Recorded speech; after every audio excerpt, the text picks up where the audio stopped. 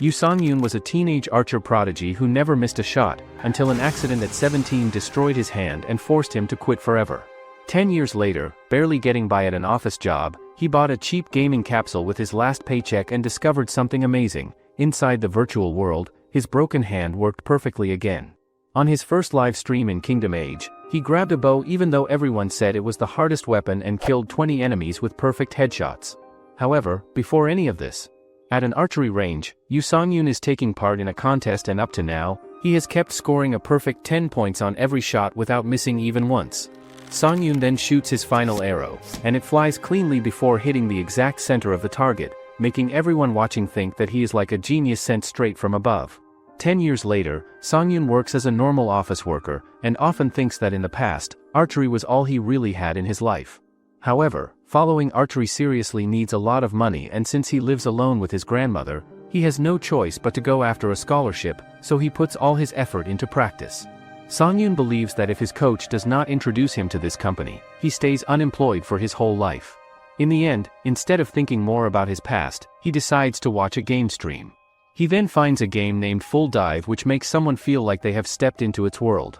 Moreover, they can only play it with a device called capsule, and the game is often called a capsule game. However, the bad side is that the capsule costs more than a person's arm and leg, so a 9-to-5 office worker like him could never dream of it. Song-yoon then enjoys the people playing the game and thinks that everything works in the game.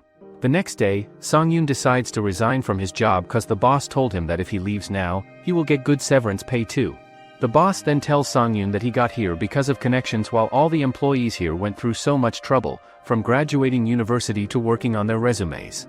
Later that night, Song-yoon comes back to his house and starts thinking about his past, clearly knowing that he has nothing special to show on his resume and that he also cannot return to the life he once had. Soon after, he gets a notification that a streamer is starting a live stream, and he begins to think that if anything is possible inside a game, then using a bow and shooting arrows like he did before should be possible there too.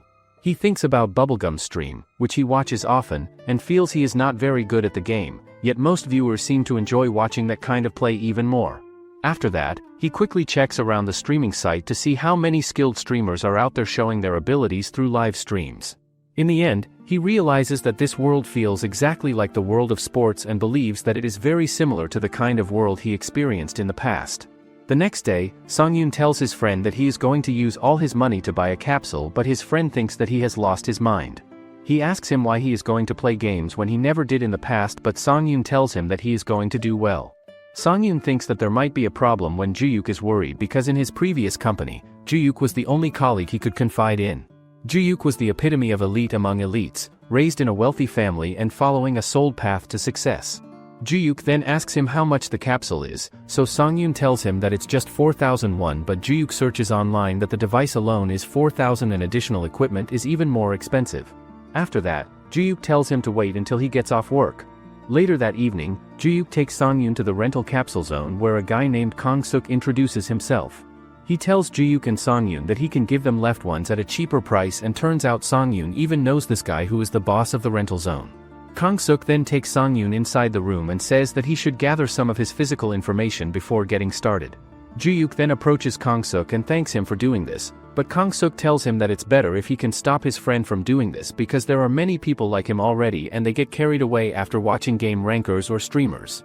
Hearing this, Juyuk says that even with full dive technology, games and real life are still very different, but he wonders if the difference is really that big. Kang-suk replies that it is different because players can use their physical abilities, and since there are no real physical limits, proper judgment starts to weaken. He also adds that Song-yoon might quit after playing the test game just once, since his company already fired him and this game mainly depends on strong mental power. After saying that, Kang-suk closes the capsule where Song-yoon is sitting, and Song-yoon is instantly sent to an archery field with his bow already in his hands. Song-yoon grips his bow while his hands shake badly at first, but when he tries again, the shaking suddenly stops. He then shoots an arrow that flies straight and hits the center of the board, earning him 10 points, but he does not stop there and continues shooting again and again, scoring 10 points every single time.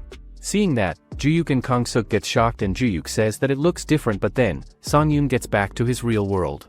Kang-suk then asks Juyuk what Song-yoon's true identity is, so he says that he was the youngest gold medalist and was the top archer until that accident happened in past. Later, Song-yoon brings the capsule back to his house and set it up, and he thinks that Kang-suk gave him a good deal on this. Song-yoon then sets up the software to stream and the game he picked up, Kingdom Ace. It's a game set in medieval times, focusing on the life of a mercenary. It's a game filled with realistic and gritty combat, and it may not be a massively popular game, but it has its own fan base due to its unique appeal. He thinks popular games tend to have streamers playing them, so Kingdom Age has moderate recognition, and since there aren't many streamers due to the game's difficulty, it's a good choice for a first-timer.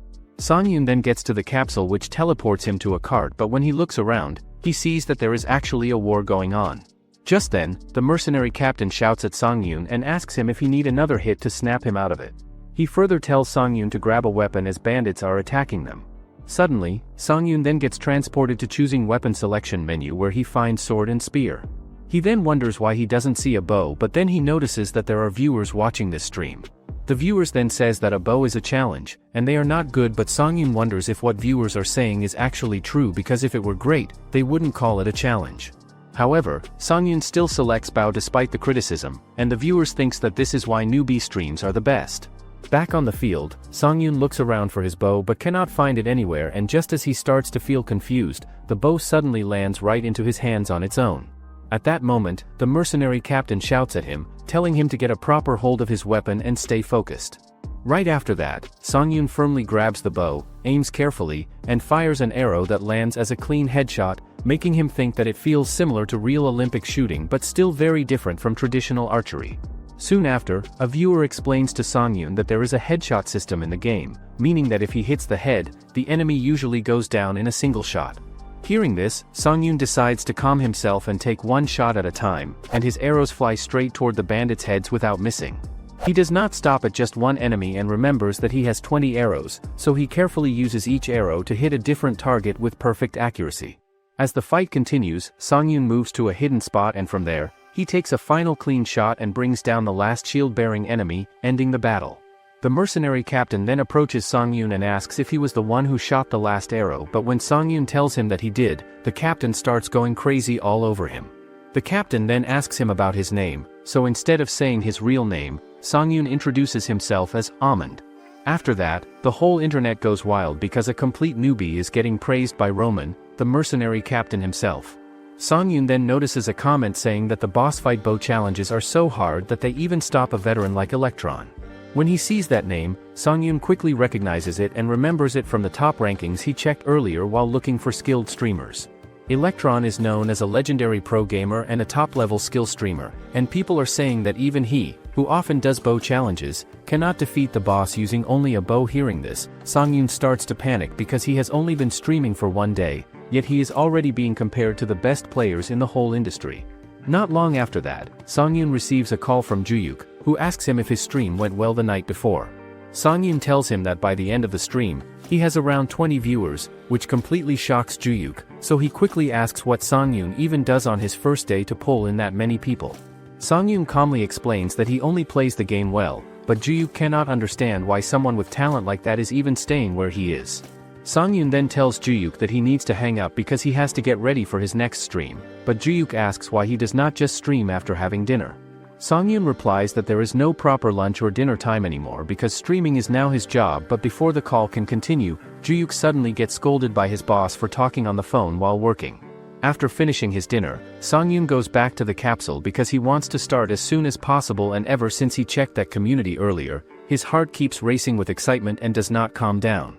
Song-yoon then begins his stream, and the moment it goes live, the viewers start sending messages much faster than they did yesterday. He becomes shocked when he sees that there are 189 viewers watching his stream, but after a moment, he forces himself to calm down. At the same time, Juyuk suddenly remembers that he needs to tell Song-yoon about the body optimization feature related to the capsule, but he realizes that he completely forgot to mention it. After that, Song-yoon thinks that he needs to start with something more interesting, and he also feels that he should briefly explain what is happening to the audience. Soon, he receives a new mission, which is to escort a traveling noble, but there is nothing special about it, and he thinks that mercenaries are supposed to fight in wars, not act like simple bodyguards. Song-yoon then gets onto a horse and feels surprised because it truly feels like he is riding a real horse, even though he knows he is inside a game. The mercenary captain tells him that he needs to get used to riding horses as quickly as possible, but out of nowhere, Songyun and the captain get ambushed by attackers, causing the audience to go completely wild. Songyun notices that the viewers are excited and some of them doubt him or even hope he will fail, but he thinks this is just a normal reaction, like what happens in the world of sports. He realizes that the easiest way to deal with them is to let the results speak for themselves and quiet the doubters naturally. Meanwhile, the captain and the other mercenaries charge forward to attack the enemy team, but before they can get close, Songyun quickly shoots an arrow that flies perfectly and hits the leader of the opposing side right in the head. Seeing this, everyone on the field freezes in shock, and many viewers start questioning whether what they are watching could actually be real or if it is fake footage. After seeing this, the enemy team quickly decides to retreat and the viewers begin to believe the scene is real because Songyun's posture stays steady and proper. The mercenary captain then shouts that the enemies are trying to escape and orders everyone to chase them down and kill them. Right after that, Songyun receives a notification saying the mission has been updated and the new objective tells him to pursue and eliminate the bandits who are fleeing on horseback. At the same time, a boy pauses the game he is playing to look at the community board online, where he finds some people talking about a newbie player opening up the horseback bandit extermination route on his second day of playing the game. He then wonders who is this person that people are talking about and discussing on the community board right now. But then he realizes that it is actually Songyun who is holding a bow in the game, and he wonders to himself who is this stupid streamer that wants to play this unpopular game that nobody really plays anymore. The guy turns out to be Jelly, who is also a game streamer just like Songyun, but then he gets shocked to see that all those bandits in the video got killed by one arrow shot to their heads each time. He cannot believe what he is seeing, since a simple headshot is not usually enough to kill someone instantly in this game. Contrary to that normal rule, all the enemies died right away without even a moment to react or fight back against the attack. In Kingdom Age, enemies die right away if their critical point gets hit, but this only works on enemies of a certain rank.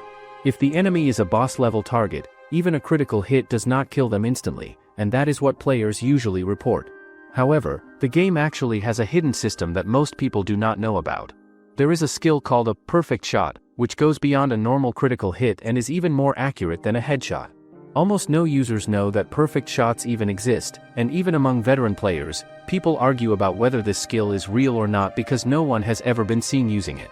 Jelly starts thinking that this streamer not only managed to pull it off but also seems to turn every single attack into a perfect shot. He then wonders if Songyun is someone who has only played Kingdom Age for years or if he is doing something else entirely, but soon after, he realizes that Songyun is actually just a newbie.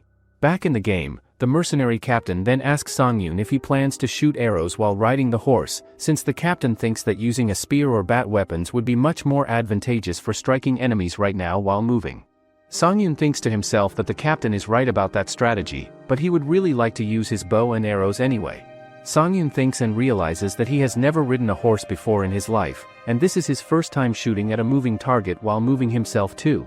Songyun thinks to himself that no matter how much he tries to visualize and imagine the shot in his mind, his hands still shake from nervousness and inexperience. Despite that, Songyun shoots the shot anyway and it hits the back of a guy's neck instead of where he wanted. Songyun thought in his mind that he was aiming for the head specifically, but it hit the neck instead because of the movement, and he realized that he had to match his body's movement to the horse's rhythm and timing. After that, Songyun starts shooting even faster with more confidence and each arrow flies straight through the air and hits the enemies right in the head perfectly every single time. In just a short moment, he wipes out a group of enemies, which leaves the viewers completely shocked. The mercenary captain and the other soldiers begin praising Songyun, saying that they have never seen anyone shoot like that in their entire lives. Just then, Jelly donates 100,000 won to Songyun and asks if all of his perfect shots are actually real. Songyun looks at the chat and starts wondering if the person who donated is famous, because the audience reaction suddenly goes crazy. Wanting to prove himself, Songyun tries to show how he shoots an arrow, but the arrow immediately hits the enemy right in front of him and kills him on the spot. Later that day, Songyun searches for Jelly on the internet, who is not only a master in Kingdom Age but an all-rounder game streamer. Jelly then gets a message from Jelly who tells Songyun that as a gamer he is instantly captivated by his gameplay. Jelly then says that he wants to do a collab once, so that they can share some tips or he can make a reaction video of gameplay. Jelly is an all-rounder game streamer that he wanted to be like in the end, so it will be of great help to him if they do a collab. If he agrees with this, it might seem like he is riding on his fame. Songyun then receives a call from Juyuk who tells him that he is searching for his broadcast, but Songyun doesn't give a proper reaction, which annoys Juyuk. Songyun then tells him that everyone has called him a genius since he was a kid, so he is used to this kind of attention. Juyuk then tells Songyun happily that he resigned. Juyuk says that he had a fight with Manager Park and he is so pissed that he should have thrown something at him. Songyun then realizes that Juyuk is a free agent now, that he wants him to be his manager, but he can't ask him. Surprisingly, Juyuk tells Songyun that starting from today he will be his manager. Hearing that, Songyun couldn't believe that, but Juyuk says that when he saw him, he realized that he has never done something like that and he wants to find out what he liked too. Songyun then says that if he does that, his career in big corporation will be ruined, but Juyuk says that he will be fine with taking a year-long break before job hunting, and if they do well, they can have a great contract. Songyun then says that if he can just sit on a money cushion like this, he should quit his job right away without any hesitation. He tells Juyuk that he has received a collaboration offer, which makes Juyuk instantly excited, and he tells Songyun to take the chance because they cannot afford to miss an opportunity like that. The next day, Jelly and his manager, Naeon, wait at a cafe for Songyun to arrive. The manager thinks that Jelly simply likes doing collaborations with random streamers, but Jelly replies that Songyun's physical control is the best in the country and that finding someone like him feels like a long-term investment for the future. Just then, Songyun walks into the cafe, looking surprisingly handsome, even better than Tom Cruise. Juyuk also arrives soon after and hands his business card to Jelly, who becomes shocked when he sees Juyuk's qualifications. After that, their meeting is about to properly begin. Jelly tells them that they can keep half of the donations amount from the stream, which surprises Juyuk and Songyun. After the meeting ends, Juyuk tells Songyun that he looked it up and the minimum donation amount for Jelly's stream in the last month was 2 million won. Juyuk then tells him that if Songyun end up making over 300 a month, then he would just like 20% of the additional amount. Later that day, Songyun finally gets back at his capsule and does stream, but the viewers are going crazy over his collaboration with Jelly. Songyun then decides to pretend not to know for now and tells his audience that he is going after the bandit leader today and how he is going to take them down in one shot. Hearing that, the viewer starts calling him a newbie and says that bosses don't die from a headshot. Songyun gets confused because last time, Borka died in one shot, but when Songyun looks around, he realizes that Borka was just an elite mob and not a boss. Songyun then gets a donation from Ruby Sword of 10,000 won and he gives him a mission to succeed in one-shooting the boss for 100,000 won. Songyun quickly accepts the challenge despite knowing that bosses do not go down in one shot or get defeated easily. He decides to try it out shamelessly and see where it goes and what happens, but then surprisingly, Songyun continues to get donations from his viewers who are watching. Furthermore, Songyun gets teleported to the Kingdom World where a beautiful girl named Emilia approaches him and thanks him sincerely for saving them from the bandits' attack that happened. However, Songyun does not know how to respond to her or what to say in this situation, so he quietly looks at the choice options that are shown in the game menu in front of him. After checking all of them, the viewers start telling him in the chat to pick the second option that is available. Songyun ignores the chat messages completely and calmly chooses the first option instead of listening to them. Just then, the mercenary captain appears on the screen and asks Emilia about sending a special assault team to take down the remaining bandits who are hiding in the mountains nearby. After that, Songyun goes to the forest together with the captain and the other mercenaries, where they set up an ambush on the bandits and Songyun lands 3 headshots in a row without missing. He then uses his continuous shooting skill and fires arrows one after another straight at the bandits' heads, killing them instantly. The mercenary captain tells Songyun that he even manages to defeat the boss using only his bow, and Songyun receives a reward of 100,000 won for clearing the challenge. After that, Songyun starts wondering what a perfect shot actually is, so Jelly sends another donation just to ask him if he really does not know what a perfect shot means. Jelly cannot believe that Songyun has been landing perfect shots this whole time without even knowing what they are, and he starts questioning just how much of a genius Songyun truly is. Jelly then tells him that he will prove to him what a perfect shot really is, but he asks if they can do a stream together the next day. Songyun notices that many people seem worried about new members joining, but at the same time, it feels like everyone is secretly excited and looking forward to his collaboration stream. Right after that, Ruby Sword sends another donation to Songyun and says that if Songyun proves that perfect shots are real during the collaboration stream tomorrow, he will give him another 100,000 won as a reward. After that happens, Songyun thinks to himself that he has defeated the boss successfully and promoted the collaboration stream to everyone, so it is the perfect time to end his stream now. So, he just throws the arrow up in the sky randomly and it lands on his own head, and he teleports back to his real world and logs off. Songyun then gets a text message from Jelly who wants to meet him in real life for a podcast just as he promised him before. Everyone else who watches streams is actually anticipating and excited to see Songyun's face in tomorrow's podcast and wondering how it is going to be and what he looks like. Songyun then receives a phone call from Juyuk who asks him if he has seen his video on AllTube yet, which got over 40,000 views and was just posted an hour ago today. Juyuk further goes on to say that Jelly made a teaser video regarding their collaboration stream on his channel to promote it. Songyun then watches the teaser video, which is all about Songyun's perfect shot gameplay and his skills, and the comment section is going absolutely crazy over Songyun, with some people saying that he might be the best guest ever on the show. It turns out that everyone who saw the video that day was really excited for the collaboration stream to happen, and on the next day when it starts, Jelly's stream records the highest viewership across all of AllTube platform. The next day, Songyun gets to the podcast room to meet with Jelly in person for the stream. The stream then starts with 10,000 people watching right from the start immediately, and they are already breaking all records for viewership numbers. On the other hand, Songyun thinks to himself that Jelly is interacting with the audience members while waiting for more viewers to come and join the stream. Jelly tells his viewers excitedly that they aim to prove whether the much debated and controversial perfect shot that everyone talks about truly exists or not. Then after that statement, the audience in the chat goes absolutely crazy with excitement and anticipation. Afterward, Songyun introduces himself in front of the audience, and the moment they sees his face, they start crushing over him.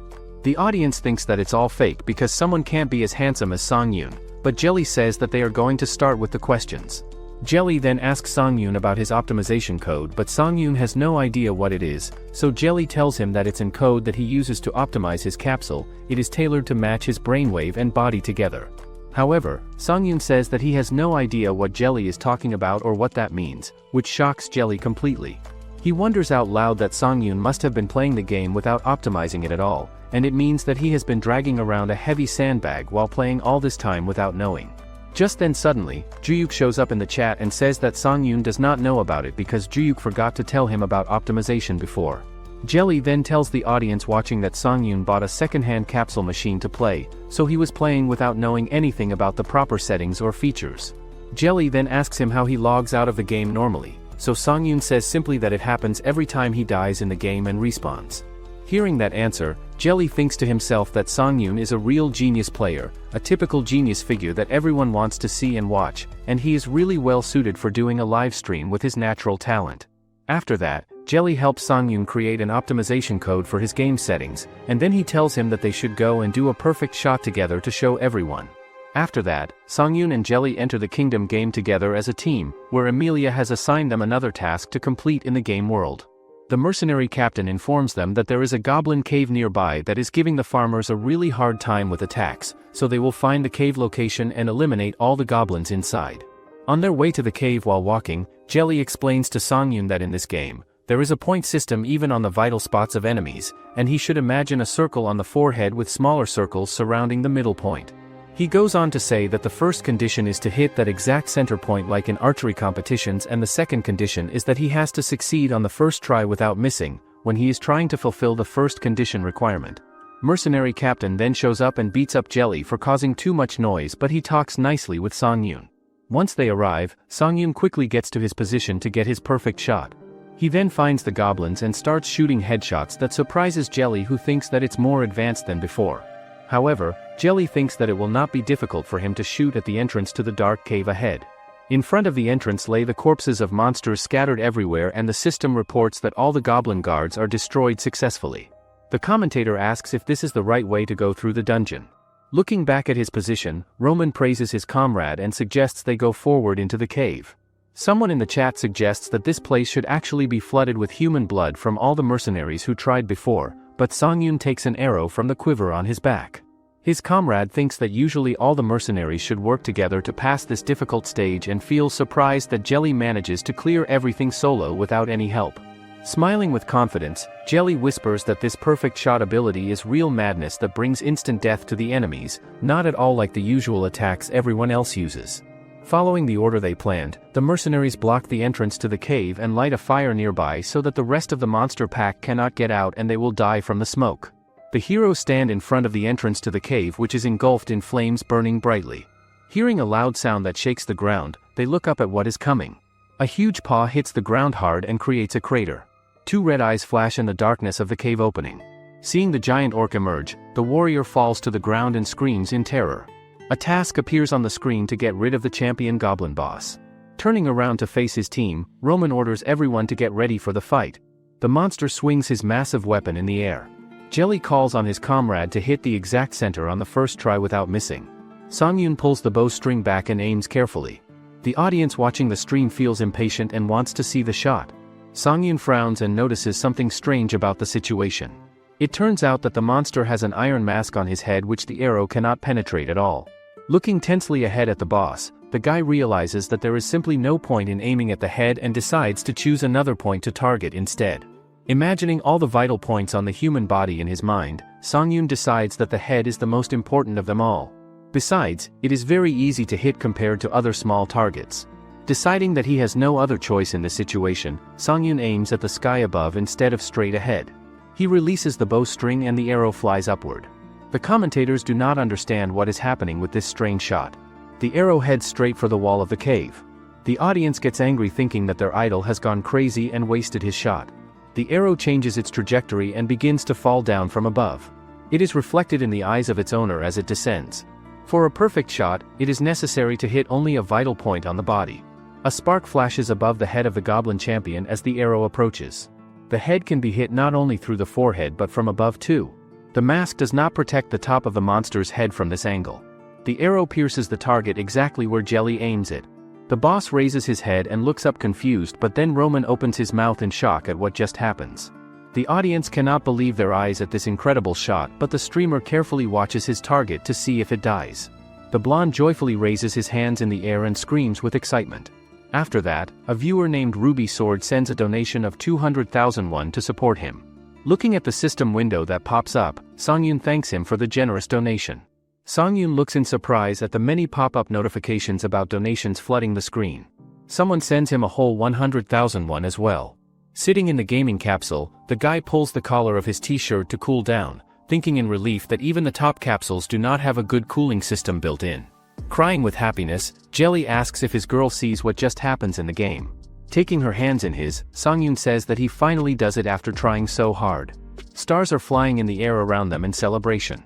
The person says that the server is overloaded from too many viewers, so the stream cuts off temporarily. The player explains that the broadcast stops due to many messages in the chat and donations crashing the system. Raising his hand, Juyuk says that the game glitches, but the stream is still running somehow, and he offers to conduct an interview to get even more money from viewers. Smiling at the idea, the guy agrees right away, but the girl says that it will be even better with wet hair for the camera. Looking at the camera lens, the guys greet the viewers who are still watching, and people feel happy that the stream is continuing after the technical difficulties. Sitting in the recording room, Songyun and Juyuk thank their fans for their generous donations and support. Feeling shocked, Juyuk realizes that more than 1,000 people send donations in just a few minutes. As he crosses his arms over his chest, even the sponsor of the stream trembles after seeing someone donate a full 1 million won in a single moment. Songyun gets surprised when he sees such a huge amount of money, and his friend stands there with his mouth hanging open in pure shock. Jelly places a hand on his chest and says that in all his years of streaming, he has never seen anything like this happen before. Soon after, the same viewer donates another 1 million won, and the chat completely blows up with excitement. Waving his hand, Songyun suggests that they should move on to the interview next to keep the excitement and flow going strong. The questions that people choose by voting on the website appear on the screen in front of them, and all of them are addressed to Songyun and relate to his appearance, and his friend feels indignant about being left out. Smiling at the questions, the guy says that he does not use any special skin care products or tints on his face. Blushing slightly, Jelly asks why he is answering these personal questions on stream. However, Songyun says that he does not have a girlfriend currently.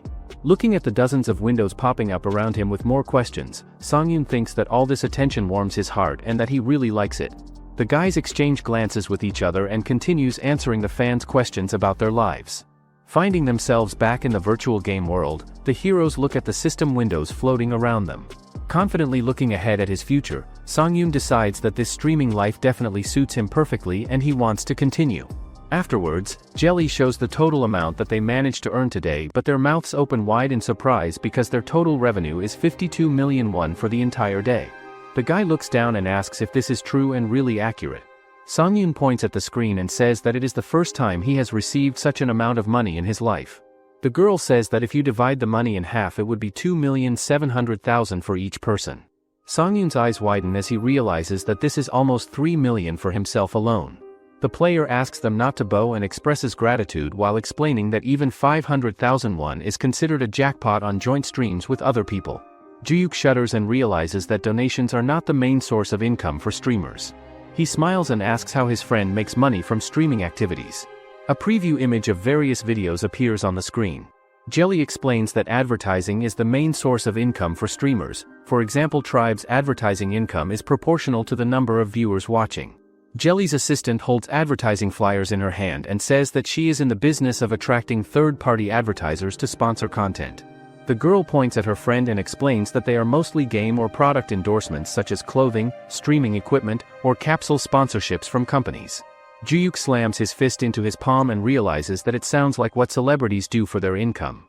The girl adds that really attractive people make 90% of their income from donations instead.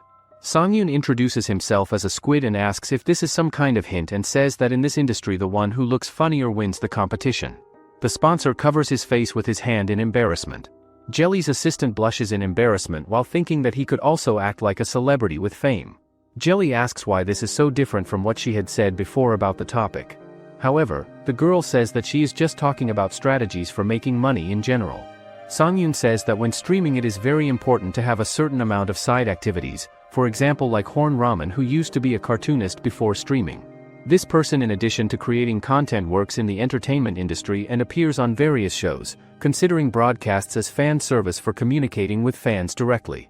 The bulk of streamers focus on creating content for all tube platforms, and Jelly asks if his friend has similar experience in editing videos. However, Juyuk scratches his head and says that he doesn't have such experience at all. Songyun folds his hands on the table and suggests that he find someone else to edit, but for now they shouldn't rush since their income is not that high yet to afford it. The characters shake hands in gratitude for today's successful stream. The player stands next to the car and suggests that they meet up next time to do another stream together with collaboration. He smiles and guesses that by then his friend would be far ahead in success. Songyun looks ahead with determination and focus. Jelly folds his arms over his chest and thinks that he envies him because he has talent naturally. Jelly's assistant suggests that they go back inside because the parking lot is too cold outside. The car stops at the house and Songyun thanks his friend for giving him a ride home. Juyuk sits in the chair and calls out to his friend. He puts his hands on the steering wheel and asks his friend to take his time and calls him incredibly talented at gaming. The guy raises his eyebrows in surprise. The sponsor expresses confidence that he will succeed in the future. Songyun smiles and thanks him for the encouragement. The sun sets behind the horizon as Songyun takes a step forward. As he walks up the stairs he feels that it is getting cold outside. In his memory Songyun holds his grandmother's hand, worried that she might slip on the frozen stairs during winter. Songyun looks down and says that he earned almost 3 million won today from streaming. He then closes his eyes and adds that Juyuk did not take a penny and that earning this money was actually quite fun. The boy looks at his hand and thinks about the capsule device. He clenches his fist and explains that everything is fine and that his right hand does not shake in the game anymore. He remembers how his hand was in a cast before, and the boy realizes that the car accident was a terrible memory not only for him but also for his grandmother who cared. However, Songyun is standing right around the corner and hears everything she says, and his hand becomes more than just a nightmare memory. It is the most hated part of the body that caused pain to his grandmother and was a dark and unpleasant shadow of the past that haunts. Songyun pulls the bowstring with strength now that everything has changed completely. Songyun smiles and asks if it is amazing and says that his grandmother would faint if she saw him now playing so well. In the memory the woman raises her hand to make her grandson work harder because it is never too late to improve. Songyun lowers his head and sighs while agreeing with her wisdom. Songyun puts his hands in his pockets and feels upset that his grandmother would not see his achievement in life. Songyun climbs the stairs and thinks that this is his biggest regret in everything. Songyun shoots an arrow from his bow with perfect accuracy, and many enthusiastic comments appear from fans who admire their idol greatly. Songyun sits at the table and asks if this is the first time a post from the Kingdom Age community made it to the top 10 rankings. Jelly's assistant realizes that her friend is scrolling through the forum and asks if he likes the video content. The player holds the phone in his hands and says that he has never seen anything like it before in his life. The girl points at it and explains that it was posted in the editing community and promises to send a link immediately. Jelly looks at the screen and his eyes widen in shock at what appears. He smiles and concludes that it is as if the heavens themselves had extended a helping hand to his friend with this opportunity. A video appears on the screen with many comments under it from viewers praising the content quality and skill displayed. After that, Songyun takes shower and decides to reflect on the information they managed to obtain yesterday about streaming income. He remembers that streamers have two main earning schemes for making money. People can earn money from donations and from advertising on their channels. If they are talking about edited videos, then advertising on all two brings the main profit for content creators. The guy looks in the mirror and thinks that among them the so-called star style, which is often practiced on all tube, would suit him more than other options. A while ago Genuis smiled and said that their friends were right about the approach. The sponsor suggested using a model of a celebrity style for his content. Songyun guesses that ramen style is very different from his own and that Genuis is referring to his money-making scheme. Songyun thinks about the profit from all tube advertising and sponsors and concludes that he needs to find an editor. Songyun decides to look for an editor among the talents who create popular videos online. A video about Songyun from Kingdom Age appears in the trends section. Songyun sees his face in the preview and realizes that this video is about him specifically. Songyun remembers that this person donated 1 million hovers to him over the video link. A bird flies over the forest to play pleasant music. The bandit grins with confidence. There is a risk that the remaining bandits will be scattered throughout the mountain range area. A special squad for their destruction rides through the forest on horseback. Songyun closes his eyes as they emit a bright light. Songyun pulls the bowstring with strength. He lets it go and the arrow flies forward. The wounded bandit opens his mouth wide. Several arrows pierced his face. The video is very dynamic and exciting and Songyun looks forward resolutely. Songyun cannot believe that this video is about him playing, and there are a huge number of enthusiastic reviews in the comments section. Songyun sees them and smiles happily. He reaches for his phone and decides to call his friend. Suddenly his phone vibrates. Genuis sends a message and drops a link to the video. The guy reminds that their income is still unstable right now.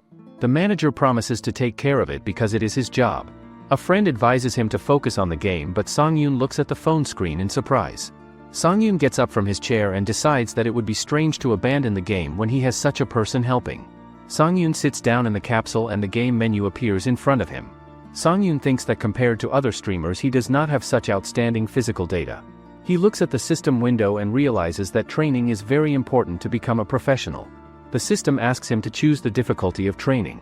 Songyun stops at the maximum level. The guy opens the refrigerator and takes milk in his hands, but Songyun that it took him 3 whole hours. He looks at the clock and Songyun realizes that it is time to start a new stream. He pours nuts into a bowl and Songyun decides to have a quick snack. Meanwhile, Genuis bursts into tears and is upset that it is not selling well despite the good reviews from experts. He looks tired. The man suggests that they should hold an event to attract new players and realizes that no one would even try such a game and he wants some top players to appear. The inscription Kingdom Age appears in the search bar. A video about an archer appears on the site. The man sits at the computer and launches a video. However, Songyun sees how Songyun kills 2 bandits and thinks that he has simply incredible abilities. The man holds his hand over the keyboard and notices that his account was created just a few days ago. There are screenshots from streams around him. Songyun's popularity is growing at an insane speed as there are many admiring comments. The company employee slams his hand on the table and realizes that he has found the perfect candidate. He clicks on the track button to watch the newcomer and his stats. A notification says that the broadcast has started and the man smiles happily. Songyun's eyes widen suddenly as a chat appears in front of Songyun and the viewers are waiting for the broadcast to start. The number of people watching the stream exceeds 1,000 viewers and the number of viewers continues to grow rapidly. Songyun sees dozens of comments and his eyes widen in shock.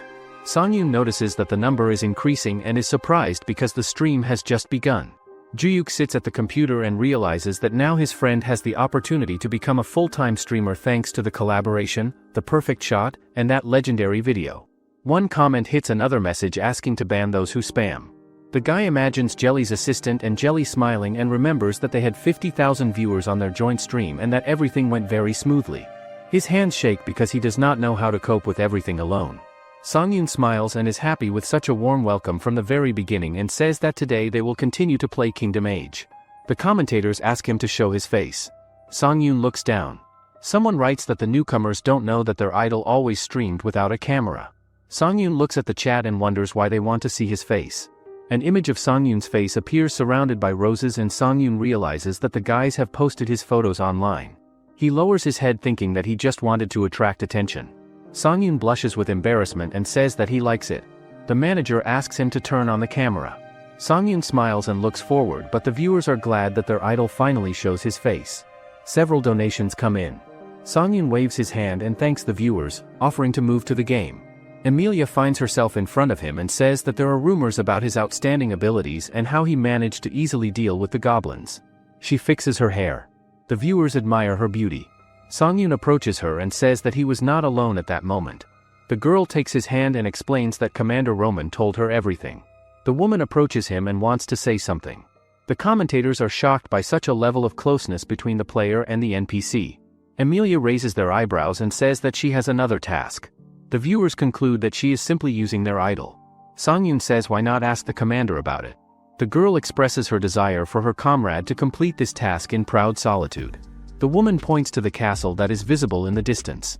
The guy assumes that since this is a solo mission it should not be very difficult. Songyun asks if the Lord often leaves his castle, but Emilia explains that he would have to get inside. The girl smiles and expresses confidence that her comrade would cope. Donation notifications appear. A confirmation window appears in front of Songyun. The system asks if the user wants to accept the task. A broadcast from the game appears on the screen. The punk employee leans on his hand and thinks that it is simply impossible to complete this quest with only a bow. The chat is in chaos. The viewers are sure that it is impossible to besiege the castle alone. The man narrows his eyes and agrees with them. The knights are attacking the castle. Sieges in Kingdom Age are famous for their incredible difficulty because you have to climb every wall and the enemy AI is so advanced that they surround the players immediately after the siege begins. Someone climbs the wall. The lookout shouts something to his comrades. Many say that even crossing the border between South and North Korea is easier than besieging the castle. The employee puts a hand to his chin and thinks there is another problem. Songyun is capable and handsome, but in this field this is not enough to become a star. White birds fly into the air. To become a professional, you need a little magic. Songyun accepts the task. Emilia smiles and says that she knew he would agree. The boy sees the encouraging comments and also smiles and thinks that it will not be easy. Songyun closes his eyes and decides that he needs to complete this quest to succeed and that he cannot retreat because the beginning of his career is already laid. Kingdom Age prides itself on its historical accuracy. Songyun raises his index finger and explains that medieval castles are not that big and that they do not have more than 50 people. He looks towards the castle and says that he will definitely do it. The viewers express their uncertainty about this. Songyun looks at the girl and wonders what prompted her to give the order to kill someone. The woman looks ahead with confidence. Even though she is just an NPC, she does not look like a person who could hate others or harm them. Songyun puts his hand on his chest and asks what exactly the lord of this castle is guilty of doing. The lord lends his subjects money on collateral with huge interest rates, which makes them slaves obliged to serve him for the rest of their days. The girl explains that her family would take care of these people if the scoundrel died and says that she would prefer to start a war, but there is no good reason for her. The guy thoughtfully looks down. The woman asks if her answer would satisfy him. Songyun confirms it. A new task appears. The wolf sits on a stone and raises his head and howls. Songyun hides in the bushes and asks if the game could detect when the player is talking to himself. The viewer suggests that he try mumbling something. Songyun looks at the castle and realizes that this tactic works. Songyun smiles and remembers that realism is important in this game. The viewers admire his movements and coordination. Someone suggests that his character is well optimized. The guy pushes off the ground and feels a change in his movements and suggests that it is all thanks to training. Sanguinities and decides that those 3 hours were not in vain after all. A fortress wall glitters ahead. A guard walks forward along the wall. The moment the knight leaves, Songyun jumps out of the corn. He presses his back against the wall. Songyun looks back and thinks that all he has to do is quietly climb over the wall. The light from the torches is burning on the fortress wall. It is necessary to act judiciously so as not to make a mistake, otherwise reinforcements would come. Songyun remembers that the book says to sneak up on a person from behind, cover his mouth, drag him aside and kill him silently. Songyun takes an arrow from his quiver and realizes that he does not own any other types of weapons. Suddenly, Songyun's eyes widen as he looks at the moon and Songyun says that he has come up with a brilliant idea. Songyun says that he has discovered a way to kill 2 guards with one single shot. Taking the bow in his hand, Songyun understands exactly what he has to do to accomplish this feat. The audience reminds him that this is not a movie and that it is impossible to pull off something like this in Kingdom Age. Songyun aims carefully at the sky above. The commentators warn him that after the guard dies the others will immediately raise the alarm throughout the castle. The guy frowns sternly, thinking that he can kill them with one shot if he calculates correctly. The lights from the torches are visible above on the fortress walls. Songyun decides to kill the one on the left first and make the arrow's trajectory longer to slow down the landing speed. Songyun pulls the bowstring back with precision. He flies into the air in a perfect way, but then Songyun reaches for the second arrow quickly. While one arrow is flying down, Songyun pulls the bowstring again with expert timing. The arrow ends up positioned above the guard's head perfectly. Songyun releases the second arrow at the exact moment. The arrows pierce the heads of both guards at the same time, killing them instantly. The viewers are shocked by this incredible display of skill. The guy stands at the foot of the wall, putting his hand to his forehead. He realizes that there is no one else on the wall to threaten him. The commentators continue to admire him with enthusiastic praise. Several donations come flooding in from impressed viewers. Smiling Songyun thanks the users for their generous support. Someone suggests that even the developers did not expect this level of gameplay. Watching Songyun through the broadcast, the employee thinks that he works in the field of game distribution and has seen an innumerable number of players, but something like this happens for the first time ever. The man reaches for the phone and offers to arrange a personal meeting with the director immediately. The employee promises to send the boss a dossier on this streamer with all the details and says that they must get him at any cost. Songyun confidently looks ahead, ready for the next challenge. The spectators explain that climbing the wall is the hardest part of the entire mission, and someone asks if the idol trains before the game starts. Waving his hand, Songyun confirms that he trains on the maximum difficulty setting and is going to repeat everything several times until perfect. Looking around carefully, Songyun suggests that they first remove the bodies to avoid detection. The guard walks along the fortress wall, lighting the way with a torch. The guard asks where his comrades have gone and assumes that they must have fallen asleep somewhere. Hiding behind a cannon, Songyun is about to kill him without making noise. Knights are walking around the castle grounds on patrol. Noise is heard on the fortress wall, alerting nearby guards. Songyun puts his bow behind his back to conceal it, but the viewers admire his ingenious strategy and tactical thinking. 3 dead guards lay behind the cannon, hidden from view. The commentators discuss the fighting style of their idol with great interest. Songyun shakes the dirt off his gloves while preparing for the next move. Looking around, he realizes that it will not be easy in the castle and wonders what he should do next. Several guards are standing near the building entrance. Having changed into their uniform, the guy thinks that it is terribly uncomfortable to wear. Approaching the house, Songyun notices that it is an armory and decides to take a few arrows with him to go further into enemy territory. The man notices him at the door of the armory and calls out to stop him.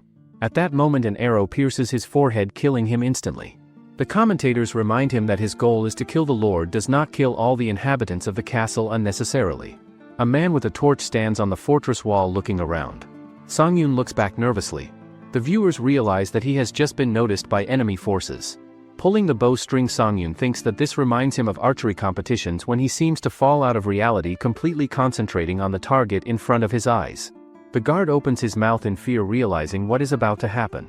Looking ahead with unwavering focus, Songyun thinks that at such a moment this complex world acquires unprecedented clarity and simplicity. Songyun releases the bowstring with perfect timing. There are only 2 options for him at the moment: to hit or miss the target. Blood gushes from the man's head as he falls. Looking at the side, the guy realizes that it is at this fork in the road that his strength increases to unimaginable heights beyond normal limits, but Songyun runs forward. The viewers remind him that this is supposed to be a secret assassination attempt, not an open attack on the castle.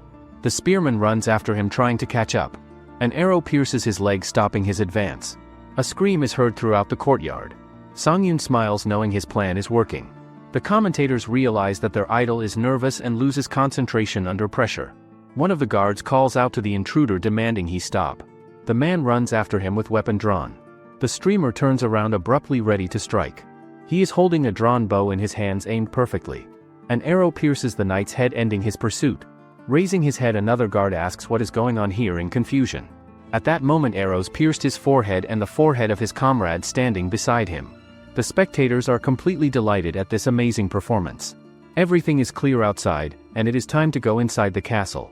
Songyun climbs the wall with practiced ease. The guards immediately notice him entering their territory. Before he can say anything, the man dies from a shot to the head.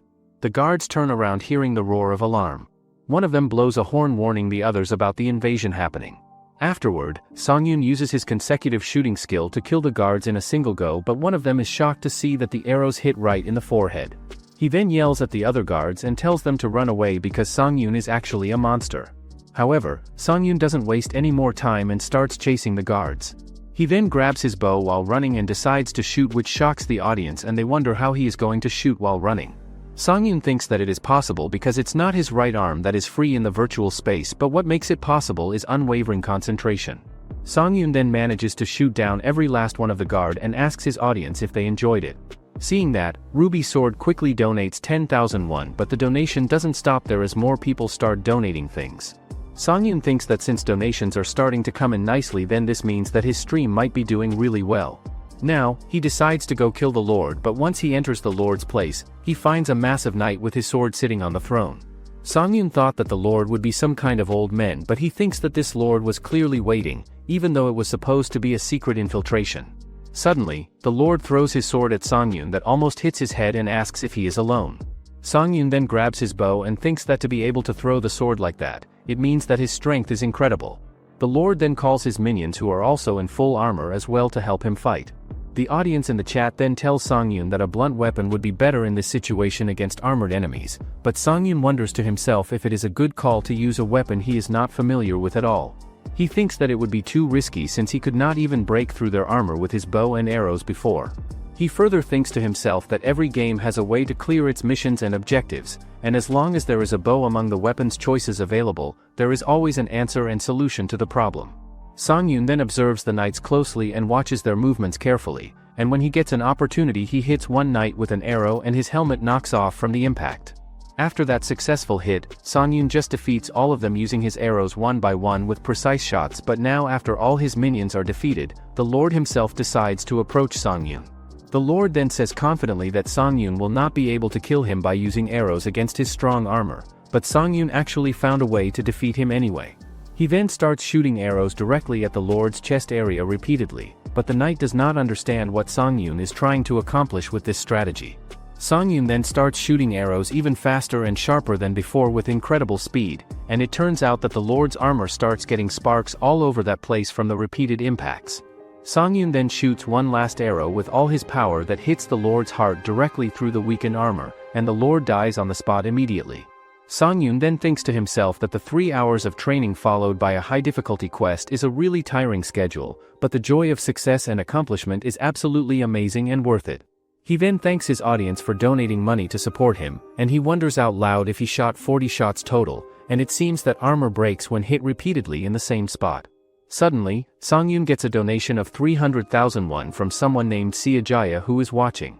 Back in the real world, a mysterious girl struggles to get out of the subway and she hates it because of the irritating noises, the crowds of people, and how long must she be swept away like this.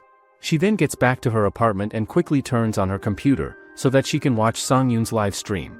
It turns out that for her, watching Songyun's stream is her only joy in life, as initially she watched because of his interesting nickname, but she got hooked the moment she saw his actual gameplay. She then watched all of his streams from the beginning and gets even more excited about Songyun clearing all the missions so easily and perfectly. She then thinks about donating some money to support him, and she wonders if she should donate 100,000 won like before, but then she decides to go with 300,000 won instead as a bigger donation. She does this because she does not want to lose to anyone in terms of donations and wants to always stay at the top of the donation list. At the same time, Songyun tries to disconnect from the game, but he could not do it because of the optimization settings that he did earlier. He then manually ends the game using the menu, and he thinks that it will not disconnect now even if he dies in the game. But he was surprised when it did not disconnect automatically, but looking at the reactions in the chat, it seemed to have worked out fine and people were impressed. Later that night, Jiyu calls Songyun and asks him if he remembers Siajaya who posted that montage. He tells Songyun that the person just won't look at the comments and her account is on private, so Jiyu tells him to mention it when they donate next time. Songyun then decides to clean up his house and goes out to throw trash, but he is irritated from going up and down on these stairs every day, but he thinks that this could be some kind of exercise. Just as he is about to move, a girl opens her door so hard that it hits Songyun. The girl, who turns out to be Siajaya, asks him if he is alright, but when she sees Songyun's face, she is stunned. Songyun then decides to leave the place first and throw away the leftover trash in the bin, but then suddenly he receives a phone call from Jiyu who tells him that Siajaya's AllTube video is up and posted, and that he should watch it right away. Juyuk further tells him excitedly that the video is tagged as a trending video in the gaming category, and it is ranked 78th place on the trending list. Just then at that moment, Seojaya runs straight towards Songyun, who wonders to himself if he dropped something on the ground by accident.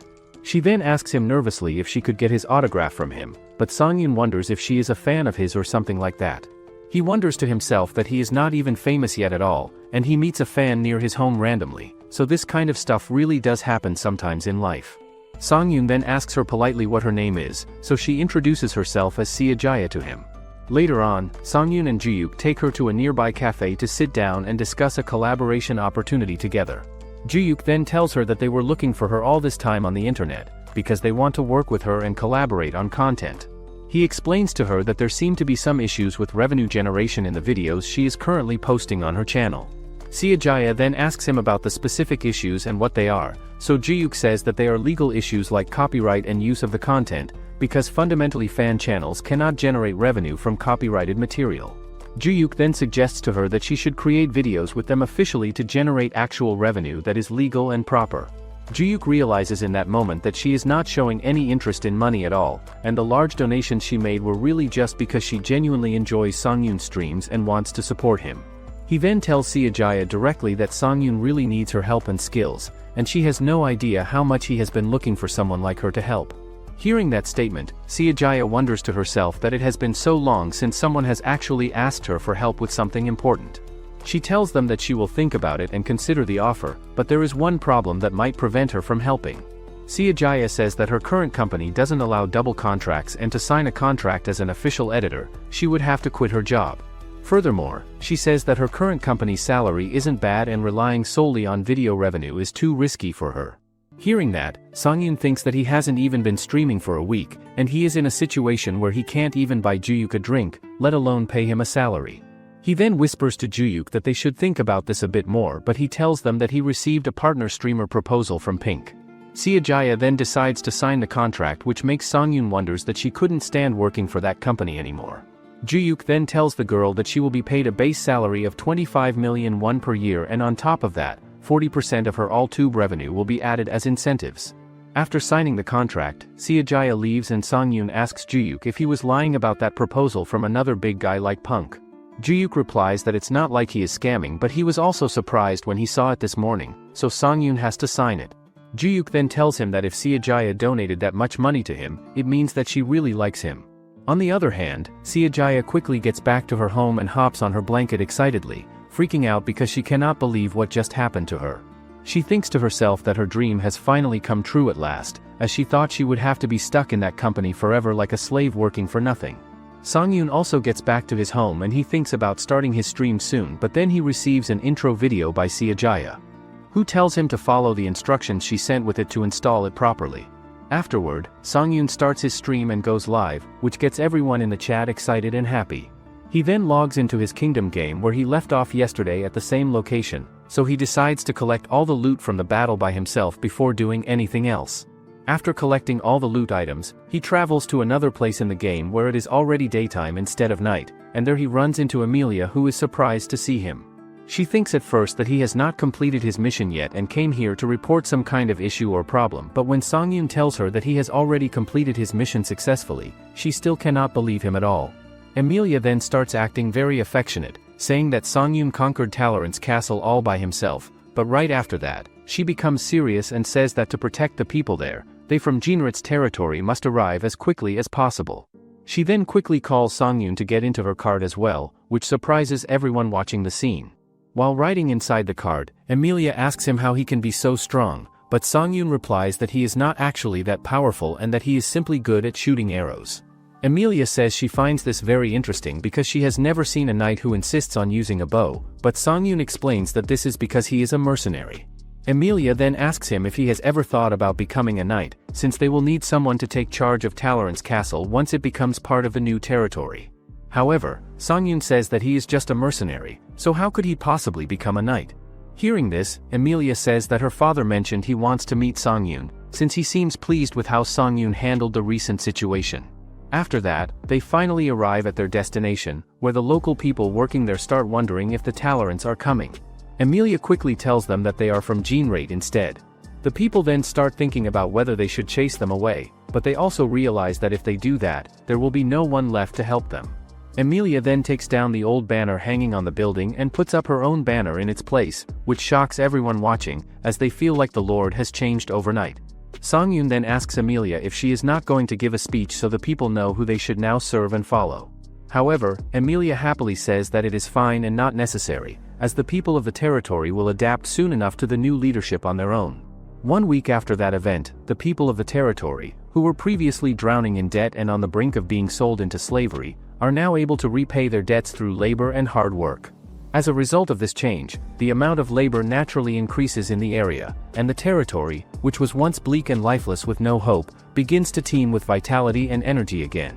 After that, Emilia and Songyun get lovey-dovey with each other, as they are going to see Emilia's father tomorrow for an important meeting. Suddenly, they hear a loud sound and realize that the allied families of Talorant are going to attack them and their territory very soon. After that, both clans get ready for all-in-down war and Songyun is going to win this for Emilia no matter what. Just as the war is about to begin and start, Songyun decides to end his stream suddenly, which surprises everyone who is watching right now. Seeing that decision happen, the viewers start criticizing Songyun in the chat for ending at such an important moment, and he thinks to himself that judging by the reactions, it seems he ended the stream at just the right moment for maximum effect. He recalls that Jelly told him before that knowing when to end a story-driven game stream is incredibly important and a skill to learn, and although it may make the viewers feel disappointed in the moment, it is much more beneficial in the long run for growing his channel. He then wonders to himself if his gameplay was really that challenging and difficult, because even if an average person would not be able to do it, he believes a professional archer could pull off his level of performance with training. He then wonders if there are any professional archers who have played Kingdom Age before in real life. He decides to look around the comment section some more and scroll through it, and he finds a comment from a former player who has experience.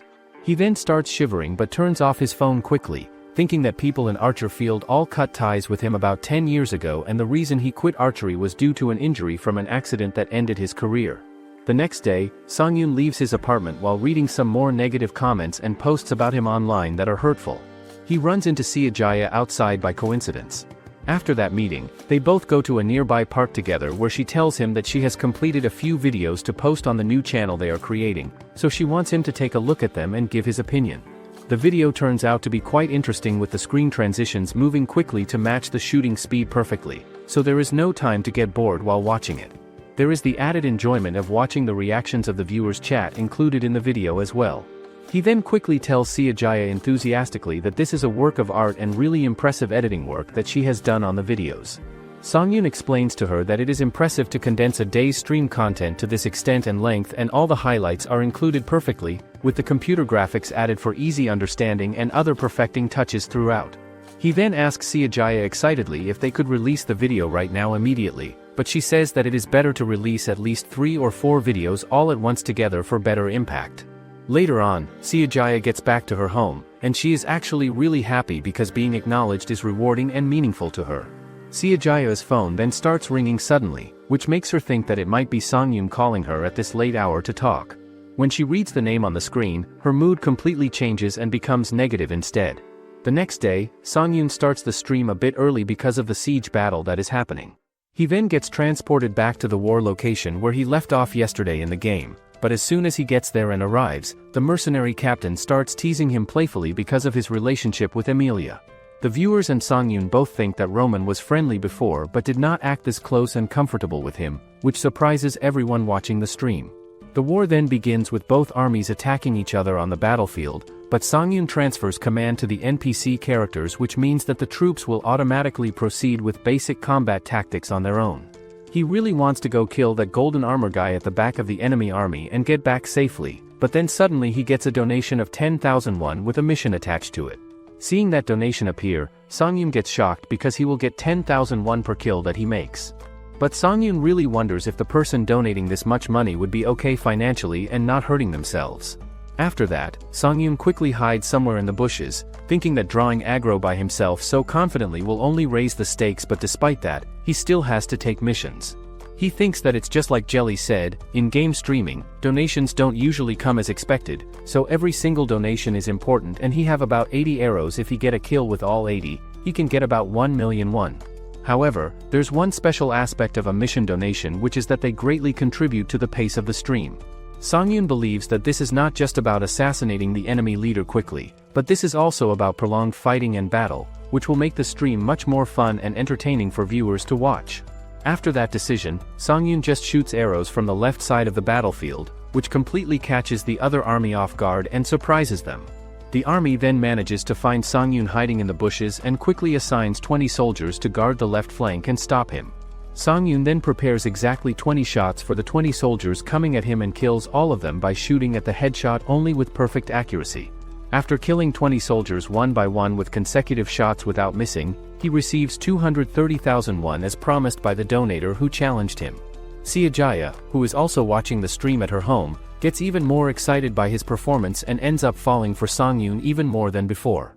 She thinks to herself that he does not doubt himself, and this is exactly the image of a true genius that people aspire to become in their lives. After that achievement, Songyun continues to kill even more soldiers and manages to get 40 kills in a row without dying himself. The enemy team's Golden Knight cannot believe that Songyun managed to get all 20 of them so easily, so the knight decides to deploy 40 soldiers to the front line immediately. He firmly tells the soldiers to not let Songyun kill any more of their soldiers no matter what it takes. Songyun then gets a donation from a person named Shy Napoleon for the 10th time in a row, which makes others in the chat think that Songyun has got at least 1,000,000 won in his account now from donations. Reading that comment in the chat, Songyun gets fascinated and excited by the amount, and he says out loud that if that is the case and true, then he is going to take exactly 1,000,000 won from this challenge by completing it perfectly.